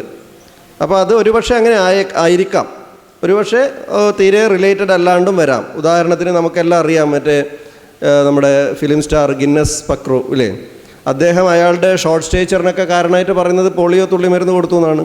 അദ്ദേഹത്തിനൊരു ജനിതക രോഗം കൊണ്ടാണ് ഇതുള്ളതെന്നുള്ളത് വളരെ ക്ലിയറായിട്ട് നമുക്കറിയാം. അപ്പോൾ അതുപോലെ ഒരു ബന്ധമില്ലാത്ത ഒരു ആരോപണവും ആവാം, ഒരു പക്ഷേ ശാസ്ത്രീയമായിട്ട് നമുക്ക് ഈ രീതിയിൽ എക്സ്പ്ലെയിൻ ചെയ്യാവുന്ന ഒരു പ്രശ്നവും ആവാം. അതിപ്പോൾ നമുക്ക് അങ്ങനെ പറയാൻ പറ്റുള്ളൂ. പിന്നെ പറഞ്ഞത് ഈ ആൻറ്റിബയോട്ടിക് കൊടുത്ത് ഇപ്പോഴേ അവയവങ്ങളെ കേടുവരുത്തണ്ട എന്നുള്ള അല്ലേ. അപ്പോൾ അത് വളരെ തെറ്റിദ്ധാരണജനകമായൊരു കാര്യമാണ്. ഇപ്പം ഒരു കുട്ടിക്ക് ഒരു യൂറിനറി ഇൻഫെക്ഷൻ വരികയാണെന്ന് വെച്ചോ, യൂറിനറി ട്രാക്ട് ഇൻഫെക്ഷൻ. അപ്പോൾ ആ കുട്ടിക്ക് അത് ആ രോഗം കണ്ടുപിടിച്ച് അതിന് വേണ്ടുന്ന ആൻറ്റിബയോട്ടിക് കൊടുത്തിട്ടില്ലെങ്കിലാണ് കിഡ്നിക്ക് തകരാറ് പറ്റുക. ഒരു കുട്ടിക്ക് മെനിഞ്ചൈറ്റിസ് ആണെന്ന് വെച്ചോ, അത് കൃത്യസമയത്ത് കണ്ടുപിടിച്ച് ആൻറ്റിബയോട്ടിക് കൊടുത്തിട്ടില്ലെങ്കിൽ ആ കുട്ടിയുടെ ബ്രെയിൻ തകരാറാവും, ബുദ്ധിമാന്ദ്യം, കേൾവിക്കുറവ് എന്ന് പറയുന്ന ധാരാളം പ്രശ്നങ്ങൾ. അപ്പോൾ ഇതൊക്കെ അതേസമയം നിസ്സാരമായ അസുഖങ്ങൾ, ഇപ്പോൾ ജലദോഷം, അതിനൊന്നും ആൻറ്റിബയോട്ടിക് ആവശ്യമില്ല. അപ്പോൾ ആവശ്യമില്ലാത്ത സ്ഥലത്ത് മരുന്നുകൾ ഉപയോഗിക്കാതിരിക്കാനും അല്ലെങ്കിൽ പ്രിസ്ക്രൈബ് ചെയ്യാതിരിക്കാനും കൃത്യമായ ആവശ്യങ്ങളുള്ള സമയത്ത് ശരിയായ പ്രിസ്ക്രിപ്ഷൻ നടത്താനും ഉള്ള കഴിവുള്ള ഡോക്ടർമാർ നമുക്ക് വേണം. അതിൽ പൂർണ്ണമായ വിശ്വാസമുള്ള ജനങ്ങൾ നമുക്ക് വേണം. ഇപ്പോൾ ഒരു ഡോക്ടറോട് നമ്മൾ ചോദിക്കും, നിങ്ങൾ എന്തിനാണ് ഇത്രയധികം മരുന്നുകൾ എന്ന് ചോദിച്ചാൽ ആ ഡോക്ടർ ഒരു പക്ഷേ പറയും, എൻ്റെ അടുത്ത് വരുന്ന രോഗികൾ ആഗ്രഹിക്കുന്നത് അതാണ്. ഇപ്പോൾ നേരത്തെ ഇവിടെ ഒരാൾ സൂചിപ്പിച്ചു, ഒരു ഡോക്ടർ നല്ല ഡോക്ടറാണോ എന്ന് സമൂഹം വിലയിരുത്തുന്നത് എത്രയധികം മരുന്ന് എഴുതുന്ന, അങ്ങനെ നേരത്തെ പറഞ്ഞല്ലോ. അപ്പോൾ ഡോക്ടർ പറയും, എൻ്റെ അടുത്ത് വന്നാൽ ഇത്രയും മരുന്ന് എഴുതിയിട്ടില്ലെങ്കിൽ ആൾക്കാർ എൻ്റെ അടുത്ത് വരുന്നില്ല, അതുകൊണ്ടാണ് എഴുതുന്നത്. അതേസമയം രോഗിയോട് ചോദിക്കും, നിങ്ങൾ എന്തിനാണ് ഇത്രയധികം മരുന്നുകൾ കഴിക്കുന്നത്? ഡോക്ടർ എഴുതിയത് കൊണ്ടാണ്. അപ്പോൾ ആ ഒരു സൈക്കിളാണ് വരുന്നത്. അപ്പോൾ അതിന് ഒരു മാറ്റം ഉണ്ടാവണമെങ്കിൽ നമുക്ക് കൃത്യമായിട്ടുള്ള ട്രീറ്റ്മെൻറ്റ് പ്രോട്ടോക്കോൾസ് വേണം. ഇപ്പോൾ പല കാര്യങ്ങളിലും ട്രീറ്റ്മെൻറ്റ് പ്രോട്ടോക്കോൾസ് നിലവിലുണ്ട്. ഇന്ന സ്ഥലത്ത് ഇന്ന മരുന്നുകൾ ഉപയോഗിക്കുക എന്നുള്ള. അപ്പോൾ പഴയ കാലത്തെ അപേക്ഷിച്ച് അതിലൊക്കെ മാറ്റങ്ങൾ വരുന്നുണ്ട്. പിന്നെ ഈ കഴിച്ചത് കൊണ്ട് അവയവങ്ങൾ തകരാറിലാവുന്ന തരം മരുന്നുകളൊന്നും ഉപയോഗിക്കുന്നുണ്ടെന്ന് എനിക്ക് തോന്നുന്നില്ല. നേരത്തെ ഇവിടെ ചോദിക്കുകയുണ്ടായി പാരസെറ്റമോൾ ഒരു ദിവസം എത്ര വരെ കൊടുക്കാം എന്നുള്ളത്. പാരസെറ്റമോൾ സാധാരണ നമ്മൾ പ്രിസ്ക്രൈബ് ചെയ്യുന്നത് ഒരു 60 mg/kg/day ആണ്. അതായത് ഒരു 60 കിലോ ഉള്ള ആൾക്ക് 3.5 ഗ്രാം ഒരു ദിവസം കഴിക്കാം. അതേസമയം അതിൻ്റെ ടോക്സിക് ഡോസ് വരുന്നത് അതിൻ്റെ ഒരു 10-15 മടങ്ങാണ്. അപ്പോൾ ആ ഒരു ലെവലിലൊന്നും ഒരാൾ കൊടുക്കില്ല. അങ്ങനെ ഒരാൾ പ്രിസ്ക്രൈബ് ചെയ്താൽ അത് ഏതൊരു വീട്ടിലും അറിയാം ഇത് ഇത്ര മരുന്ന് കഴിക്കാൻ പാടില്ല എന്നുള്ളത്. സിറപ്പിൽ പാരസെറ്റമോൾ ഇല്ല അല്ല, അതിനോട്ടെ ഞാൻ പറയുന്നത് പറഞ്ഞല്ലോ 3500 mg/day ആണ് അപ്പർ ഡോസ്. നിങ്ങൾ 650 3 നേരത്തിൻ്റെ കാര്യം പറയുന്നത്. ഇതെല്ലാം വെറുതെ പേടിക്കലാണ്. ഒരു പ്രശ്നം ഉണ്ടാവില്ല. ഞാൻ 100% ഉറപ്പ് പറയാം, ഒരു പ്രശ്നം ഉണ്ടാവില്ല. ആവശ്യമില്ലാതെ ഇങ്ങനെ പേടിപ്പിക്കുകയാണ്. ഞാൻ സാധാരണ പറയുന്നത് അറിയോ, ഇത്രയും പനിക്ക് വേണ്ടിയിട്ട് ഇത്രയും നല്ലൊരു മരുന്നില്ല. ഇപ്പം ഞാൻ ചില പേഷ്യൻസിനോടൊക്കെ പറയും, ഒന്ന് പാരസെറ്റമോളിലേക്ക് ഒന്ന് തൊഴുതാലും കുഴപ്പമില്ല. പക്ഷെ നിങ്ങൾക്കൊരു 104 പനി ഉണ്ടെങ്കിൽ അതൊരു 100 ആക്കുന്ന ഈ സാധനമാണ് അല്ലേ? അപ്പോൾ എന്തിനാ അതിന് വെറുതെ കുറ്റം പറയുന്നത്? അതുകൊണ്ടൊന്നും ഒന്നും സംഭവിക്കുന്നില്ല. സംഭവിക്കുന്ന എന്താണ്? നിങ്ങൾ പറയുന്നത് non steroidal anti inflammatory agents, diclofenac, Brufen, ഇത് കണ്ടമാനം ആൾക്കാർ ഇഷ്ടംപോലെ വാങ്ങിച്ച് കഴിക്കുകയാണ്. ഡോക്ടർമാരുടെ പ്രിസ്ക്രിപ്ഷൻ ഒന്നും വേണ്ട, ഇവിടെ മെഡിക്കൽ ഷോപ്പിൽ നിന്ന് കിട്ടും. അതുകൊണ്ട് കിഡ്നി കേട് വരുന്നവരുണ്ട്, ഇല്ലയെന്ന് പറയില്ലേ. പാരസെറ്റമോൾ കൊണ്ട് കിഡ്നി കേടുന്നൊക്കെ വളരെ വളരെ വളരെ വളരെ റയറായിട്ട് ചില ആളുകൾക്ക് അതിനൊരു എന്താ പറയുക, അലർജിക് ടൈപ്പ് റിയാക്ഷൻസ് ഉണ്ടാവും. അങ്ങനെ വേണേൽ വരാം. അല്ലാതെ ഈ പാരസെറ്റമോൾ കൂടുതൽ കഴിച്ചിട്ട് എൻ്റെ അറിവിൽ മാത്രമല്ല, അങ്ങനെ ഒരു സ്റ്റഡി എവിടെയും ഒരു സ്റ്റഡി ഇല്ല കേരളത്തിലോ എവിടെയെങ്കിലും പാരസെറ്റമോൾ ഇത്രയധികം കഴിച്ചത് കൊണ്ട് ഇങ്ങനൊരു സംഭവം ഉണ്ടായി എന്നുള്ളൊരു സംഭവം ഇല്ല. കുട്ടികളിൽ വേണേൽ ചിലപ്പോൾ ഒരു ഓവർഡോസ് വരാം. ഇത് എല്ലാ മരുന്നുകളും ഭയങ്കര കുഴപ്പമുണ്ടാക്കും എന്ന് പ്രചരിപ്പിക്കേണ്ടത് ചിലരുടെ ആവശ്യമാണ്. അത് നമ്മൾ മനസ്സിലാക്കിയേ പറ്റുള്ളൂ. അവരുടെ സാമ്പത്തിക ആവശ്യമാണത്. അതെന്താ മനസ്സിലാവാത്തത്? അതെ, ഇപ്പം ഞാൻ പറഞ്ഞു, ഈ ഡൈക്ലോഫെനാക്ക് ഓവറാൻ കഴിക്കണവർ പാരസെറ്റമോൾ കഴിക്കുമെന്ന് ഞാൻ പറയാം. പലരും ഓവറാൻ കഴിച്ചാൽ പെട്ടെന്ന് മാറും. അത് ദോഷമാണ്, വയറിന് ദോഷമാണ്, കിഡ്നിക്ക് ദോഷമാണ്. വെറുതെ പാരസെറ്റമോൾ എന്തിനാ കുറ്റം പറയും? ഞാൻ എപ്പോഴും ഒന്ന് തൊഴുതാൽ കുഴപ്പമില്ല പറയും. അത്രയും സേഫ് ആയിട്ടുള്ള സാധനമാണ്.